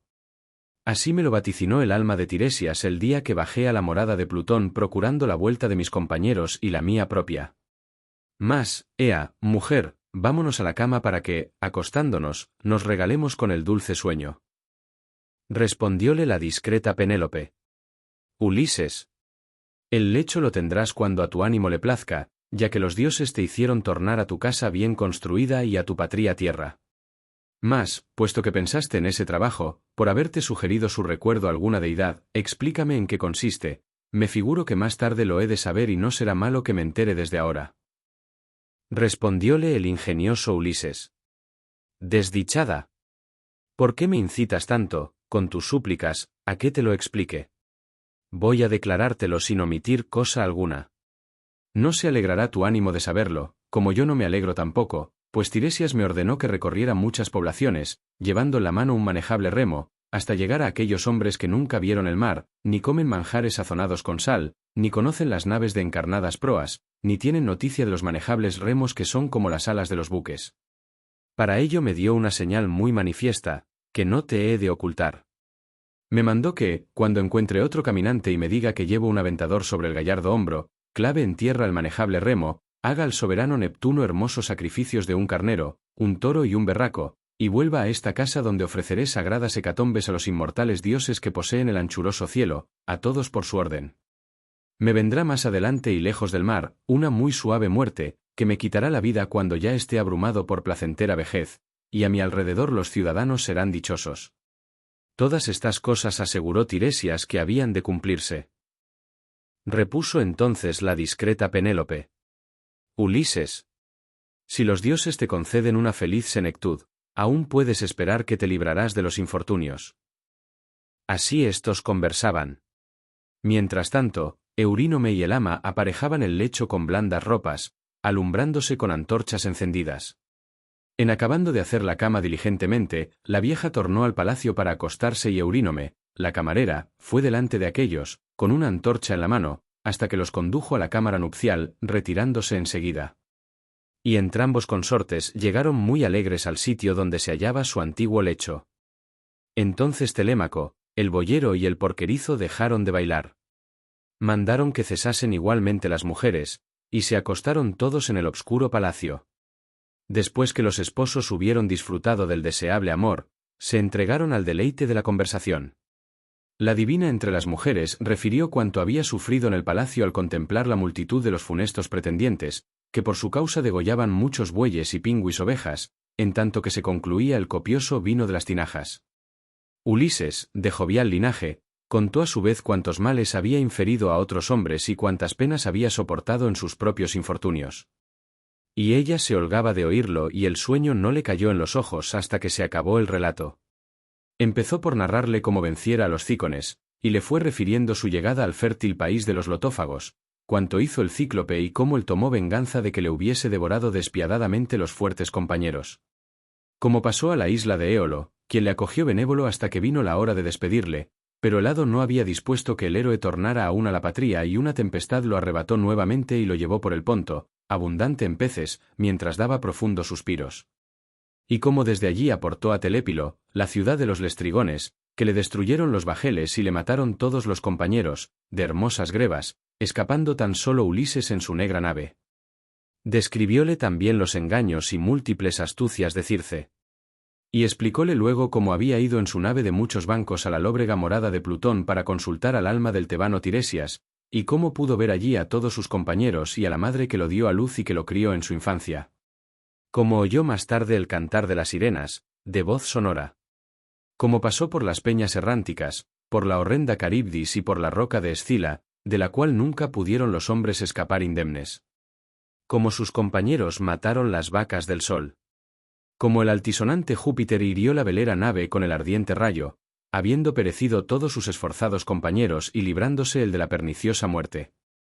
Como llegó a la isla Ogygia y a la ninfa Calipso, la cual le retuvo en huecas grutas, deseosa de tomarle por marido, le alimentó y le dijo repetidas veces que le haría inmortal y le eximiría perpetuamente de la senectud, sin que jamás consiguiera llevarle la persuasión al ánimo. Y cómo, padeciendo muchas fatigas, arribó a los feacios, quienes le honraron cordialmente, cual si fuese un numen, y lo condujeron en una nave a la patria tierra, después de regalarle bronce, oro en abundancia y vestidos. Tal fue lo postrero que mencionó, cuando ya le vencía el dulce sueño, que relaja los miembros y deja el ánimo libre de inquietudes. Luego Minerva, la deidad de los brillantes ojos, ordenó otra cosa. Tan pronto como le pareció que Ulises ya se habría recreado con su mujer y con el sueño, hizo que saliese del océano la hija de la mañana, la de áureo trono, para que les trajera la luz a los humanos. Entonces se levantó Ulises del blando lecho y dirigió a su esposa las siguientes palabras. Mujer, los dos hemos padecido muchos trabajos, tú aquí, llorando por mi vuelta tan abundante en fatigas, y yo sufriendo los infortunios que me enviaron Júpiter y los demás dioses para detenerme lejos de la patria cuando anhelaba volver a ella. Mas, ya que nos hemos reunido nuevamente en este deseado lecho, tú cuidarás de mis bienes en el palacio, y yo, para reponer el ganado que los soberbios pretendientes me devoraron, apresaré un gran número de reses y los aqueos me darán otras hasta que llenemos todos los establos. Ahora me iré al campo, lleno de árboles, a ver a mi padre que tan afligido se halla por mi ausencia, y a ti, oh mujer, aunque eres juiciosa, oye lo que te encomiendo. Como al salir el sol se divulgará la noticia de que maté en el palacio los pretendientes, vete a lo alto de la casa con tus siervas y quédate allí sin mirar a nadie ni preguntar cosa alguna. Dijo, cubrió sus hombros con la magnífica armadura, y haciendo levantar a Telémaco, al boyero y al porquerizo, les mandó que tomasen las marciales armas. Ellos no dejaron de obedecerle, se armaron todos con el bronce, abrieron la puerta y salieron de la casa, precedidos por Ulises. Ya la luz se esparcía por la tierra, pero cubriólos Minerva con obscura nube y los sacó de la ciudad muy prestamente.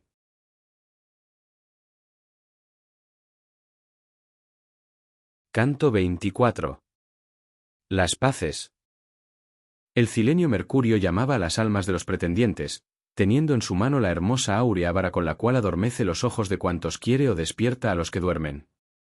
Empleábala entonces para mover y guiar las almas, y éstas le seguían profiriendo estridentes gritos.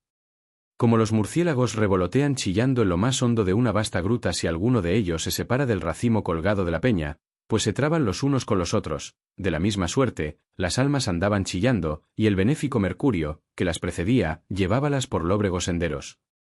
Transpusieron en primer lugar las corrientes del océano y la roca de Leucade, después las puertas del sol y el país de los sueños, y pronto llegaron a la pradera de Asfódelos donde residen las almas, que son imágenes de los difuntos.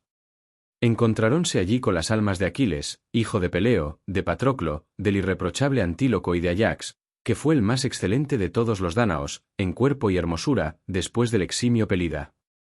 Estos andaban en torno de Aquiles, y se les acercó, muy angustiada, el alma de Agamenón Atrida, a cuyo alrededor se reunían las de cuantos en la mansión de Egisto perecieron con el héroe, cumpliendo su destino. Y el alma del Pelida fue la primera que habló, diciendo de esta suerte: «Oh Atrida, nos figurábamos que entre todos los héroes era siempre el más acepto a Júpiter, que se huelga con el rayo, porque imperaba sobre muchos y fuertes varones allá en Troya, donde los aqueos padecimos tantos infortunios. Con todo, te había de alcanzar antes de tiempo la funesta parca, de la cual nadie puede librarse una vez nacido. Ojalá se te hubiesen presentado la muerte y el destino en el país teucro, cuando disfrutabas de la dignidad suprema con que ejercías el mando, pues entonces todos los aqueos te erigieran un túmulo, y le legaras a tu hijo una gloria inmensa. Ahora el hado te ha hecho sucumbir con la más deplorable de las muertes». Respondióle el alma del Atrida: «Afortunado tú, oh hijo de Peleo, Aquiles semejante a los dioses, que expiraste en Troya, lejos de Argos, y a tu alrededor murieron, defendiéndote, otros valentísimos troyanos y aqueos, y tú yacías en tierra sobre un gran espacio, envuelto en un torbellino de polvo y olvidado del arte de guiar los carros. Nosotros luchamos todo el día y por nada hubiésemos suspendido el combate, pero Júpiter nos obligó a desistir, enviándonos una tormenta. Después de haber llevado tu hermoso cuerpo del campo de la batalla a las naves, lo pusimos en un lecho, lo lavamos con agua tibia y lo ungimos, y los dánaos, cercándote, vertían muchas y ardientes lágrimas y se cortaban las cabelleras. También vino tu madre, que salió del mar, con las inmortales diosas marinas, al oír la nueva, levantóse en el Ponto un clamoreo grandísimo y tal temblor les entró a todos los aqueos, que se lanzaran a las cóncavas naves y no les detuviera un hombre que conocía muchas y antiguas cosas, Néstor, cuya opinión era considerada siempre como la mejor. Este, pues, arengándolos con benevolencia, les habló diciendo: «Deteneos, argivos, no huyáis, varones aqueos. Esta es la madre que viene del mar, con las inmortales diosas marinas, a ver a su hijo muerto». Así se expresó, y los magnánimos aquivos suspendieron la fuga. Rodearonte las hijas del anciano del mar, lamentándose de tal suerte que movían a compasión, y te pusieron divinales vestidos. Las 9 musas entonaron el canto fúnebre, alternando con su hermosa voz, y no vieras a ningún argivo que no llorara, tanto les conmovía la canora musa.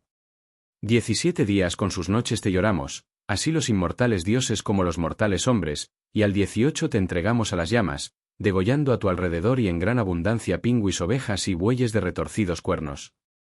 Ardió tu cadáver, adornado con vestidura de Dios, con gran cantidad de ungüento y de dulce miel, agitaronse con sus armas multitud de héroes aquivos, unos a pie y otros en carros, en torno de la pira en que te quemaste, y produjóse un gran tumulto.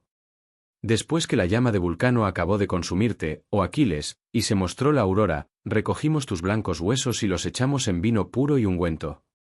Tu madre nos entregó una ánfora de oro, diciendo que se la había regalado Dioniso y era obra del ínclito Vulcano, y en ella están tus blancos huesos, preclaro Aquiles, junto con los de Patroclo Menetíada, y aparte los de Antíloco, que fue el compañero a quien más apreciaste después del difunto Patroclo. En torno de los restos el sacro ejército de los argivos te erigió un túmulo grande y eximio en un lugar prominente, a orillas del dilatado Helesponto, para que pudieran verlo a gran distancia, desde el mar, los hombres que ahora viven y los que nazcan en lo futuro.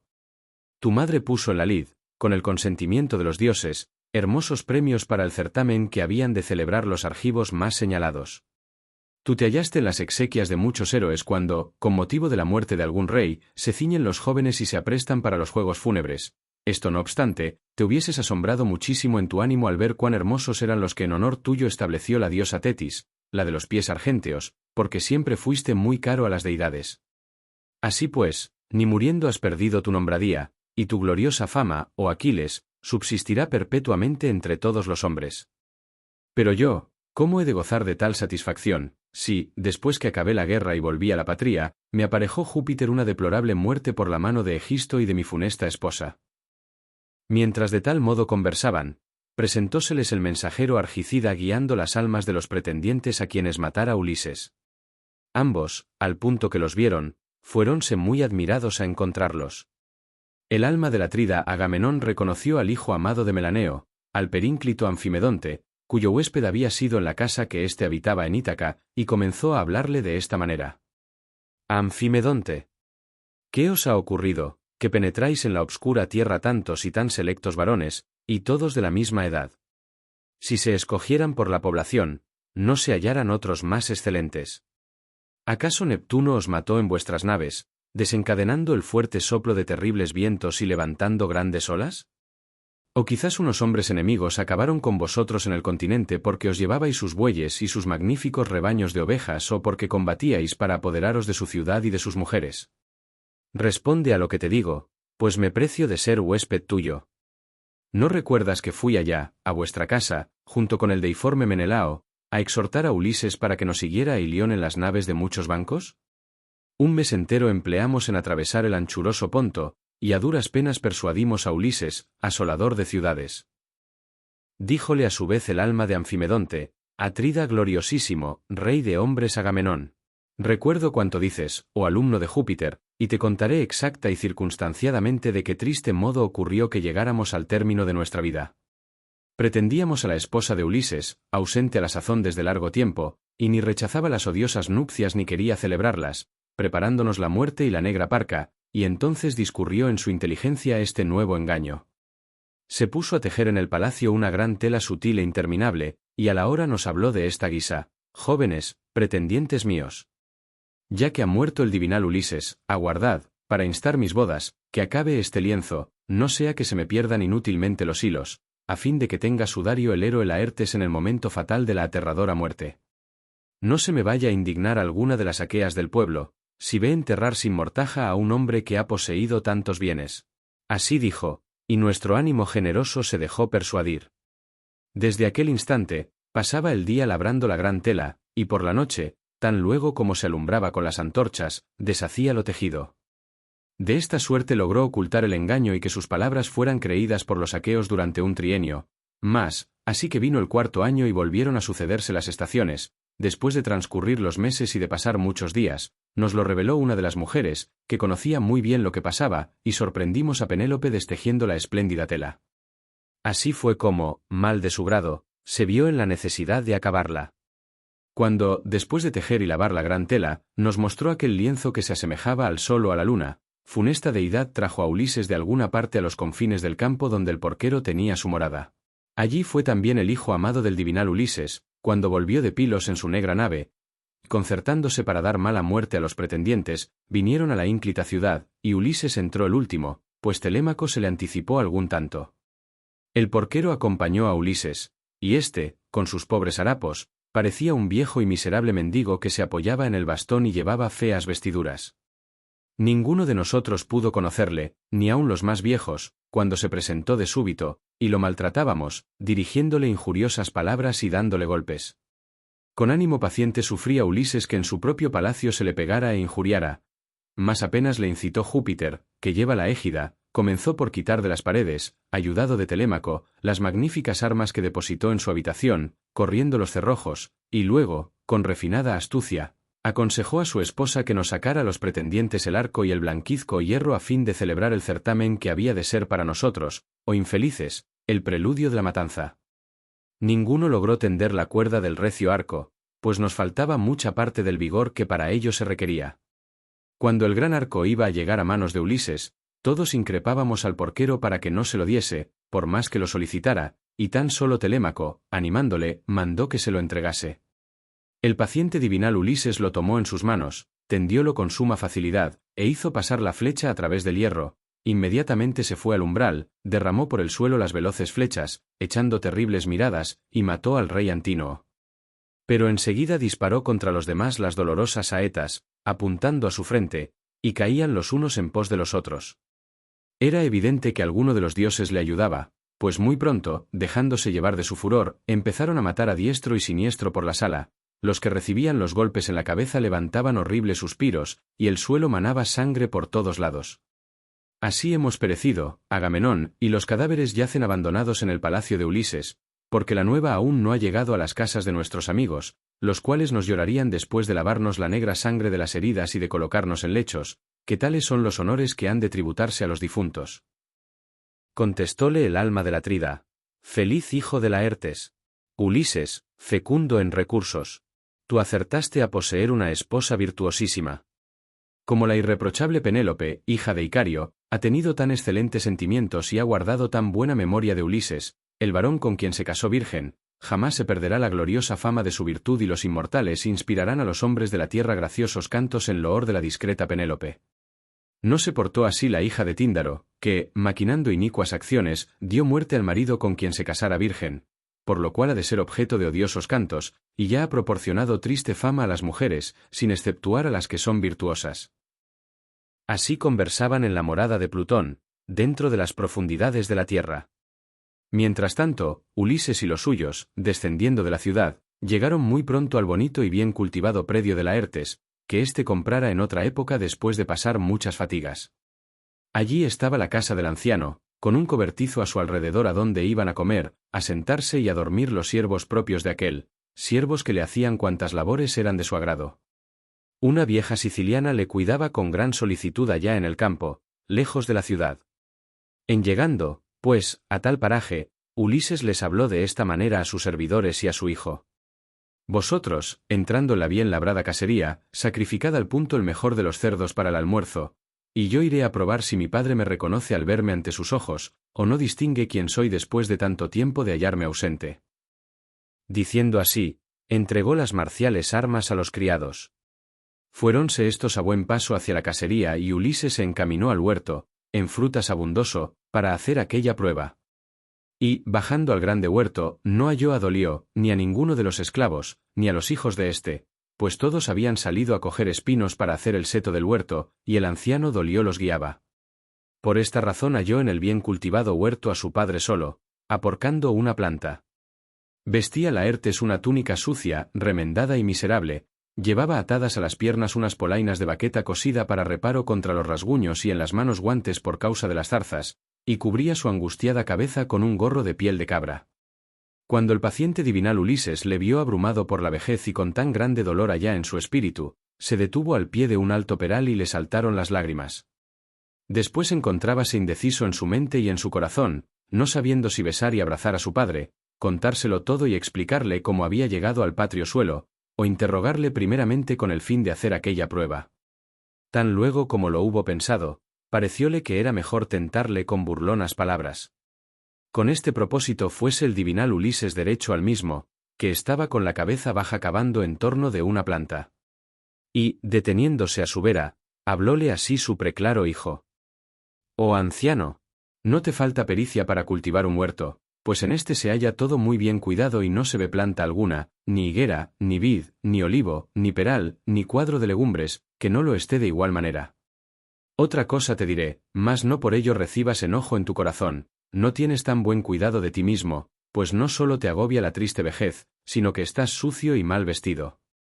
No será sin duda a causa de tu ociosidad el que un señor te tenga en semejante desamparo, y además, nada servil se advierte en ti, pues por tu aspecto y grandeza te asemejas a un rey, a un varón que después de lavarse y de comer haya de dormir en blando lecho, que tal es la costumbre de los ancianos. Mas, ea, habla y responde sinceramente. ¿De quién eres siervo? ¿Cuyo es el huerto que cultivas? Dime con verdad, a fin de que lo sepa, si realmente he llegado a Ítaca, como me aseguró un hombre que encontré al venir y que no debe de ser muy sensato, pues no tuvo paciencia para referirme algunas cosas ni para escuchar mis palabras cuando le pregunté si cierto huésped mío aún vive y existe o ha muerto y se halla en la morada de Plutón. Voy a contártelo a ti, atiende y óyeme. En mi patria hospedé en otro tiempo a un varón que llegó a nuestra morada, y jamás mortal alguno de los que vinieron de lejanas tierras a posar en mi casa me fue más grato. Precíbase de ser natural de Ítaca y decía que Laertes Arcesíada era su padre. Yo mismo lo conduje al palacio, le proporcioné digna hospitalidad, tratándolo solícita y amistosamente, que en mi mansión reinaba la abundancia, y le hice los presentes hospitalarios que convenía dar a tal persona. Le entregué 7 talentos de oro bien labrado, una argéntea crátera floreada, 12 mantos sencillos, 12 tapetes, 12 bellos palios y otras tantas túnicas, y además, 4 mujeres de hermosa figura, diestras en hacer irreprochables labores, que él mismo escogió entre mis esclavas. Respondióle su padre, con los ojos anegados en lágrimas: «Forastero, estás ciertamente en la tierra por la cual preguntas, pero la tienen dominada unos hombres insolentes y malvados, y te saldrán en vano esos múltiples presentes que a aquel le hiciste. Si lo hallaras vivo en el pueblo de Ítaca, no te despidieras sin corresponder a tus obsequios con otros dones y una buena hospitalidad, como es justo que se haga con quien anteriormente nos dejó obligados. Mas, ea, habla y responde sinceramente. ¿Cuántos años a qué acogiste a ese tu infeliz huésped, a mi hijo infortunado, si todo no ha sido un sueño? Alejado de sus amigos y de su patria tierra, o se lo comieron los peces en el Ponto o fue pasto, en el continente, de las fieras y de las aves, y ni su madre lo amortajó, llorándole conmigo que lo engendramos, ni su rica mujer, la discreta Penélope, gimió sobre el lecho fúnebre de su marido, como era justo, ni le cerró los ojos. ¿Qué tales son las honras debidas a los muertos? Dime también la verdad de esto, para que me entere. ¿Quién eres y de qué país procedes? ¿Dónde se hallan tu ciudad y tus padres? ¿Dónde está el rápido bajel que te ha traído con tus compañeros iguales a los dioses? ¿O viniste pasajero en la nave de otro, que después de dejarte en tierra continuó su viaje? Díjole en respuesta el ingenioso Ulises: de todo voy a informarte circunstanciadamente. Nací en Alibante, donde tengo magnífica morada, y soy hijo del rey Afidante Polipemónida. Mi nombre es Epérito. Algún dios me ha apartado de Sicania para traerme aquí a pesar mío, y mi nave está cerca del campo, antes de llegar a la población.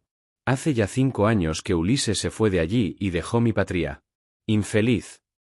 Propicias aves volaban a su derecha cuando partió, que al notarlo, le despedí alegre y se alejó contento, porque nos quedaba en el corazón la esperanza de que la hospitalidad volvería a juntarnos y nos podríamos obsequiar con espléndidos presentes.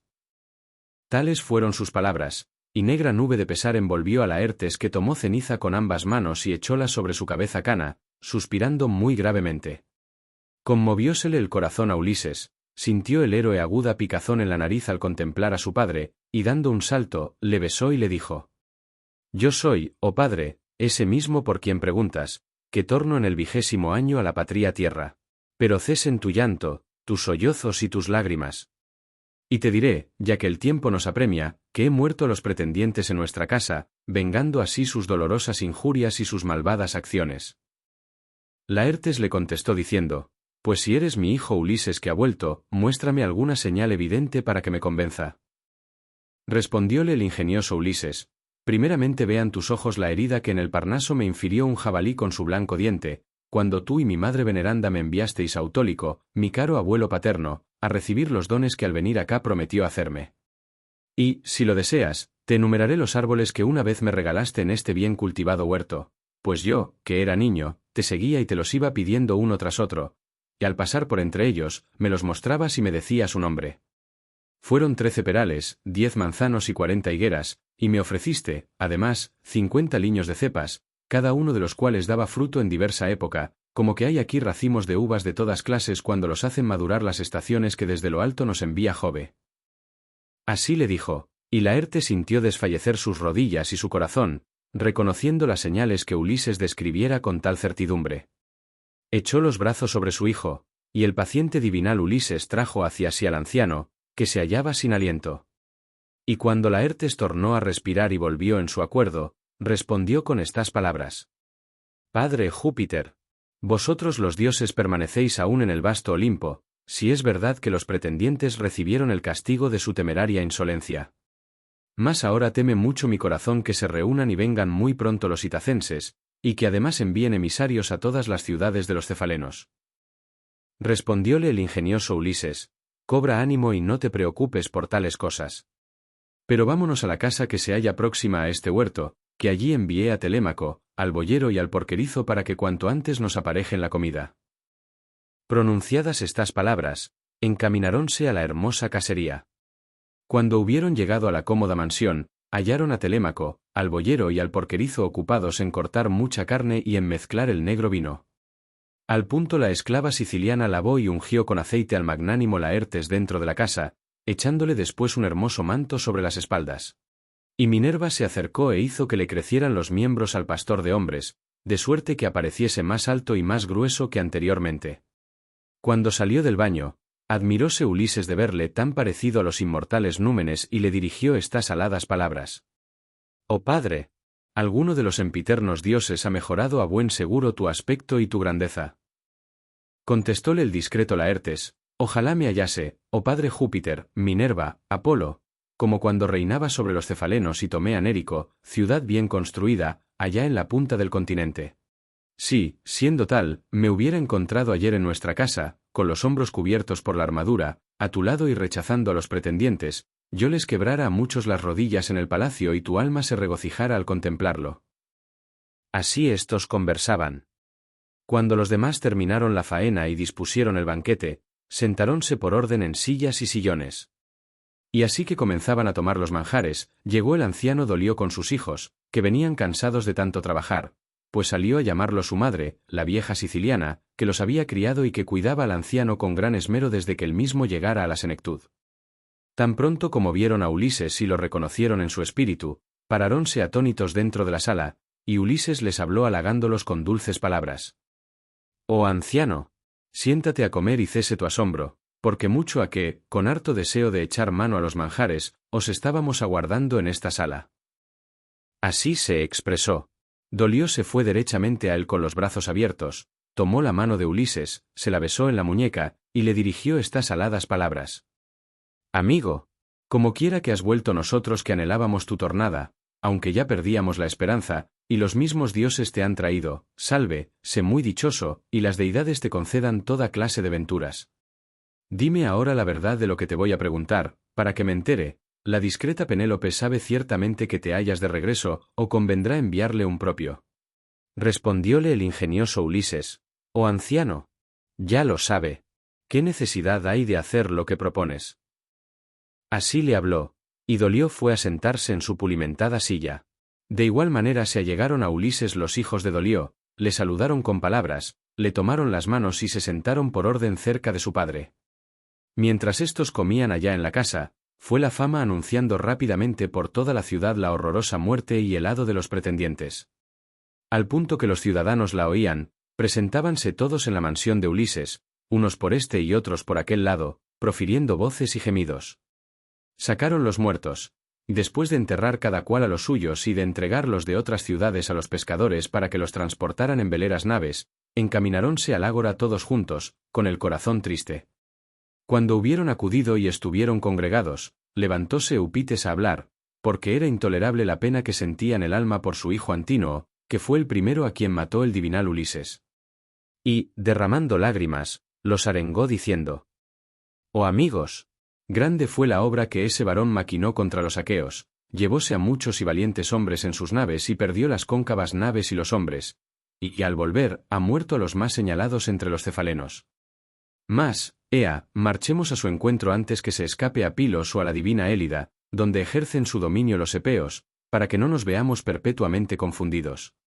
Afrentoso será que lleguen a enterarse de estas cosas los venideros, y, si no castigamos a los matadores de nuestros hijos y de nuestros hermanos, no me fuera grata la vida y ojalá me muriese cuanto antes para estar con los difuntos. Pero vayamos pronto, no sea que nos prevengan con la huida». Así les dijo, vertiendo lágrimas, y movió a compasión a los aqueos todos. Mas en aquel punto presentaronse Medonte y el divinal Aedo, que al despertar habían salido de la morada de Ulises, pusiéronse en medio, y el asombro se apoderó de los circunstantes. Y el discreto Medonte les habló de esta manera: «Oídme ahora a mí, oh itacenses, pues no sin la voluntad de los inmortales dioses ha realizado Ulises tal hazaña. Yo mismo vi a un dios inmortal que se hallaba cerca de él y era en un todo semejante a Mentor. Este dios inmortal a las veces aparecía delante de Ulises, a quien animaba, y a las veces, corriendo furioso por el palacio, tumultuaba a los pretendientes, que caían los unos en pos de los otros. Así se expresó, y todos se sintieron poseídos del pálido temor. Seguidamente dirigióles la palabra el anciano héroe Aliterses Mastórida, el único que conocía lo pasado y lo venidero. Este, pues, les arengó con benevolencia, diciendo: «Oíd ahora, oh itacenses, lo que os digo. Por vuestra culpable debilidad ocurrieron tales cosas, amigos, que nunca os dejasteis persuadir ni por mí, ni por Mentor, pastor de hombres, cuando os exhortábamos a poner término a las locuras de vuestros hijos. Y estos, con su pernicioso orgullo, cometieron una gran falta, devorando los bienes y ultrajando la mujer de un varón eximio que se figuraban que ya no había de volver. Y al presente, ojalá se haga lo que os voy a decir. Creedme a mí, no vayamos, no sea que alguien halle el mal que se habrá buscado». Así les dijo. Levantaronse con gran clamoreo más de la mitad, y los restantes, que se quedaron allí porque no les plugo la arenga y en cambio los persuadió Eupites, corrieron muy pronto a tomar las armas. Apenas se hubieron revestido de luciente bronce, juntaronse en compacto escuadrón fuera de la espaciosa ciudad. Y Eupites asumió el mando, dejándose llevar por su simpleza, pensaba vengar la muerte de su hijo y no había de volver a la población, porque estaba dispuesto que allá fuera le alcanzase el hado. Mientras esto ocurría, dijo Minerva a Jove Saturnio: «Padre nuestro, Saturnio, el más excelso de los que imperan, responde a lo que voy a preguntarte. ¿Cuál es el propósito que interiormente has formado? ¿Llevarás a efecto la perniciosa guerra y el horrible combate, o pondrás amistad entre unos y otros?» Contestóle Júpiter, que amontona las nubes: «Hija mía, ¿por qué inquieres y preguntas tales cosas? ¿No formaste tú misma ese proyecto, que Ulises, al tornar a su tierra, se vengaría de aquellos? Haz ahora cuanto te plazca, mas yo te diré lo que es oportuno. Puesto que el divinal Ulises se ha vengado de los pretendientes, inmolense víctimas y préstense juramentos de mutua fidelidad, tenga aquel siempre su reinado en Ítaca, hagamos que se olvide la matanza de los hijos y de los hermanos, aménse los unos a los otros, como anteriormente, y haya paz y riqueza en gran abundancia». Con tales palabras instigóle a hacer lo que ella deseaba, y Minerva bajó presurosa de las cumbres del Olimpo. Cuando los de la casa de Laertes hubieron satisfecho el apetito con la agradable comida, el paciente divinal Ulises rompió el silencio para decirles: «Salga alguno a mirar, no sea que ya estén cerca los que vienen». Tal dijo. Salió uno de los hijos de Dolio, cumpliendo lo mandado por Ulises, detúvose en el umbral, y al verlos a todos ya muy próximos, dirigió al héroe estas aladas palabras: «Ya vienen cerca, armémonos cuanto antes». Así les habló. Levantaronse y vistieron la armadura los 4 con Ulises, los 6 hijos de Dolio y además, aunque ya estaban canosos, Laertes y Dolio, pues la necesidad les obligó a ser guerreros. Y cuando se hubieron revestido de luciente bronce, abrieron la puerta y salieron de la casa, precedidos por Ulises. En aquel instante se les acercó Minerva, hija de Júpiter, que había tomado la figura y la voz de Mentor.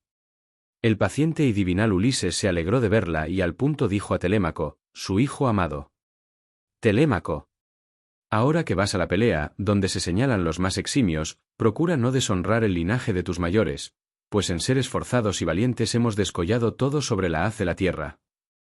Respondióle el prudente Telémaco: «Verás, si quieres, padre amado, que con el ánimo que tengo no deshonraré tu linaje como dices». Así se expresó. Holgóse Laertes y dijo estas palabras: «¿Qué día este para mí, amados dioses? Cuán grande es mi júbilo. Mi hijo y mi nieto rivalizan en ser valientes». Entonces Minerva, la de los brillantes ojos, se detuvo junto a él y hablóle en estos términos: «Oh Arcesíada, el más caro de todos mis amigos. Eleva tus preces a la doncella de los brillantes ojos y al padre Júpiter, y acto continuo blande y arroja la ingente lanza». Diciendo así, infundióle gran valor Palas Minerva. Incontinenti elevó sus preces a la hija del gran Júpiter, blandió y arrojó la ingente lanza, e hirió a Eupites a través del casco de broncíneas carrilleras, que no logró detener el arma, pues fue atravesado por el bronce. Eupites cayó con estrépito y sus armas resonaron. Ulises y su ilustre hijo se habían arrojado a los enemigos que iban delante, y heríanlos con espadas y lanzas de doble filo. Y a todos los mataran, privándoles de volver a sus hogares, si Minerva, la hija de Júpiter que lleva la égida, no hubiese alzado su voz y detenido a todo el pueblo. Dejad la terrible pelea, oh itacenses, para que os separéis enseguida sin derramar más sangre. Así dijo Minerva, y todos se sintieron poseídos del pálido temor. No bien se oyó la voz de la deidad, las armas volaron de las manos y cayeron en tierra, y los itacenses, deseosos de conservar la vida, se volvieron hacia la población. El paciente divinal Ulises gritó horriblemente, encogiéndose, lanzóse a perseguirlos como un águila de alto vuelo. Mas el Saturnio despidió un ardiente rayo, que fue a caer ante la diosa de los brillantes ojos, hija del prepotente padre. Y entonces Minerva, la de los brillantes ojos, dijo a Ulises de esta suerte: La Hertíada, de jovial linaje. Ulises, fecundo en recursos. Tente y haz que termine esta lucha, este combate igualmente funesto para todos, no sea que el longividente Jove Saturnio se enoje contigo. Así habló Minerva, y Ulises, muy alegre en su ánimo, cumplió la orden. Y luego hizo que juraran la paz entrambas partes, la propia Palas Minerva, hija de Júpiter que lleva la égida, que había tomado el aspecto y la voz de Mentor. Fin.